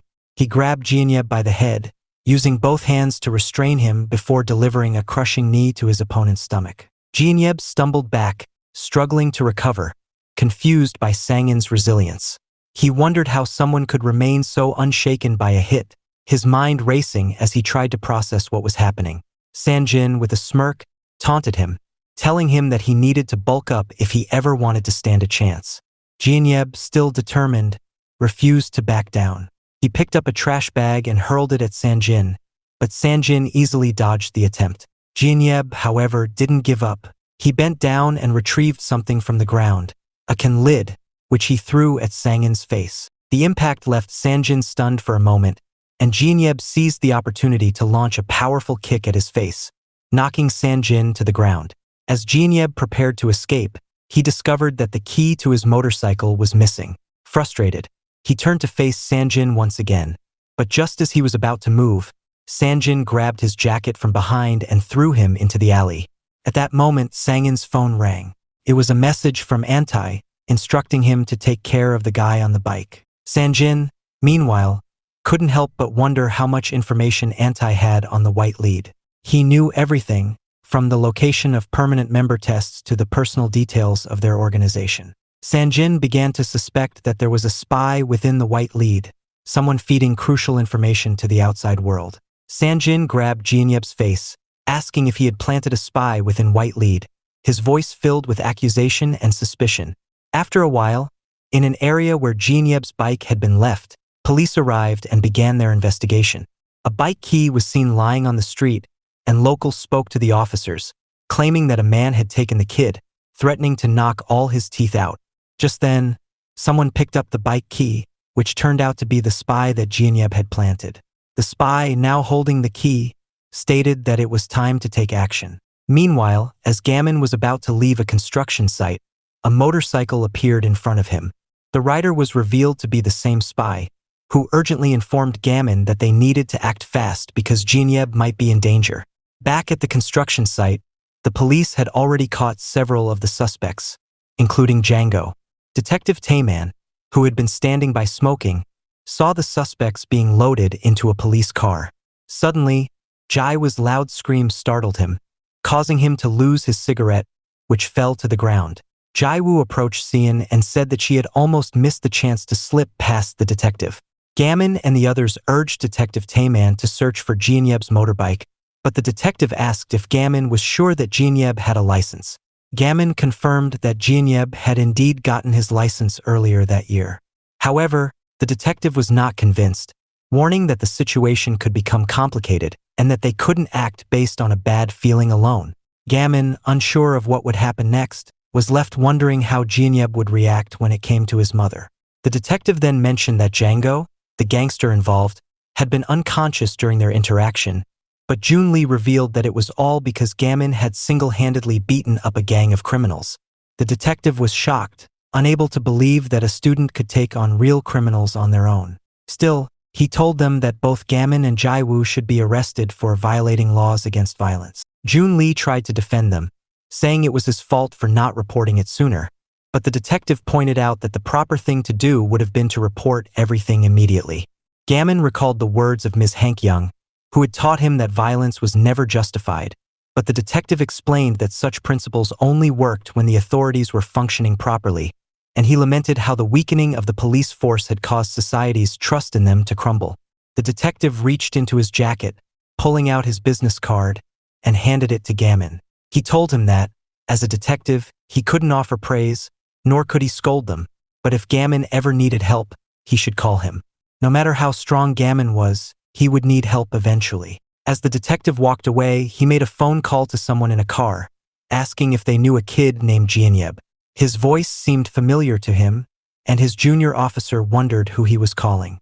It turned out to be Ms. Hank-young, with whom the detective discussed Gammon and his recent actions. The detective noted that Gammon's involvement in helping a member of their study group had made significant changes at Yusong High, and if things continued, they could change Incheon as well. Ms. Hank-young requested that the detective continue his support. Later, after the detective left, Gammon told the others he was heading home, but Sian asked if he lived in Sangdo. Gammon confirmed that he did. They urged him to be careful, but as he walked, Jinyeb's bike appeared in front of him once again. The rider was none other than Dahoon, the spy. Gammon was surprised, but Dahoon introduced himself and reminded Gammon that they had met previously in the student council room. Dahoon pretended to be weak, claiming that Gammon might not remember him well. Gammon recalled that Dahoon had been the one trying to copy confidential files, and his anger flared. He raised his hand, ready to strike, but Dahun stopped him, assuring him that deleting the file was never his intention and that he was only trying to help because Jinyeb might die. Gammon was torn, and just as he was about to respond, his phone rang. It was his mother calling in distress. She screamed into the phone, reminding him of the condition she had set when he entered the dangerous high school, that he could not cause trouble. If Gammon didn't return immediately, she would transfer him to another school. On the other end of the line, Dahun continued to urge Gammon to come with him to save Jinyeb, revealing that he knew the address where he was being held. Gammon was caught in a dilemma. If he went with Dahun, he would be defying his mother's wishes and risk being transferred to another school. But if he didn't act fast, Jinyeb might not survive. In the next scene, in a building, Sanjin had captured Jinyeb and tied him to a chair. Antai was also present, remarking that Jinyeb seemed to be seriously pursuing them now. Sanjin warned Antai not to speak rudely, to which Antai replied that his sports major made him sensitive to such matters. Sanjin corrected him, stating that he was not a sports major, just someone strong enough to handle himself. Jinyeb, however, remained silent, not revealing who the spy was. He speculated that there might be some advantage in revealing the truth, and though it was embarrassing, he had already told Dahun about their plans. Jinyeb listened closely to the conversation, trying to piece things together, when Antai approached him. "Are he looking for clues about who the culprit is?" Antai asked. He then coldly remarked that it might be the day Jinyeb finally joined his mother, and he could go straight to her and ask who had killed her. Suddenly, the atmosphere shifted as an unexpected figure infiltrated the building. It was not Gammon, but someone else entirely, and the tension in the room thickened as they tried to make sense of what was happening.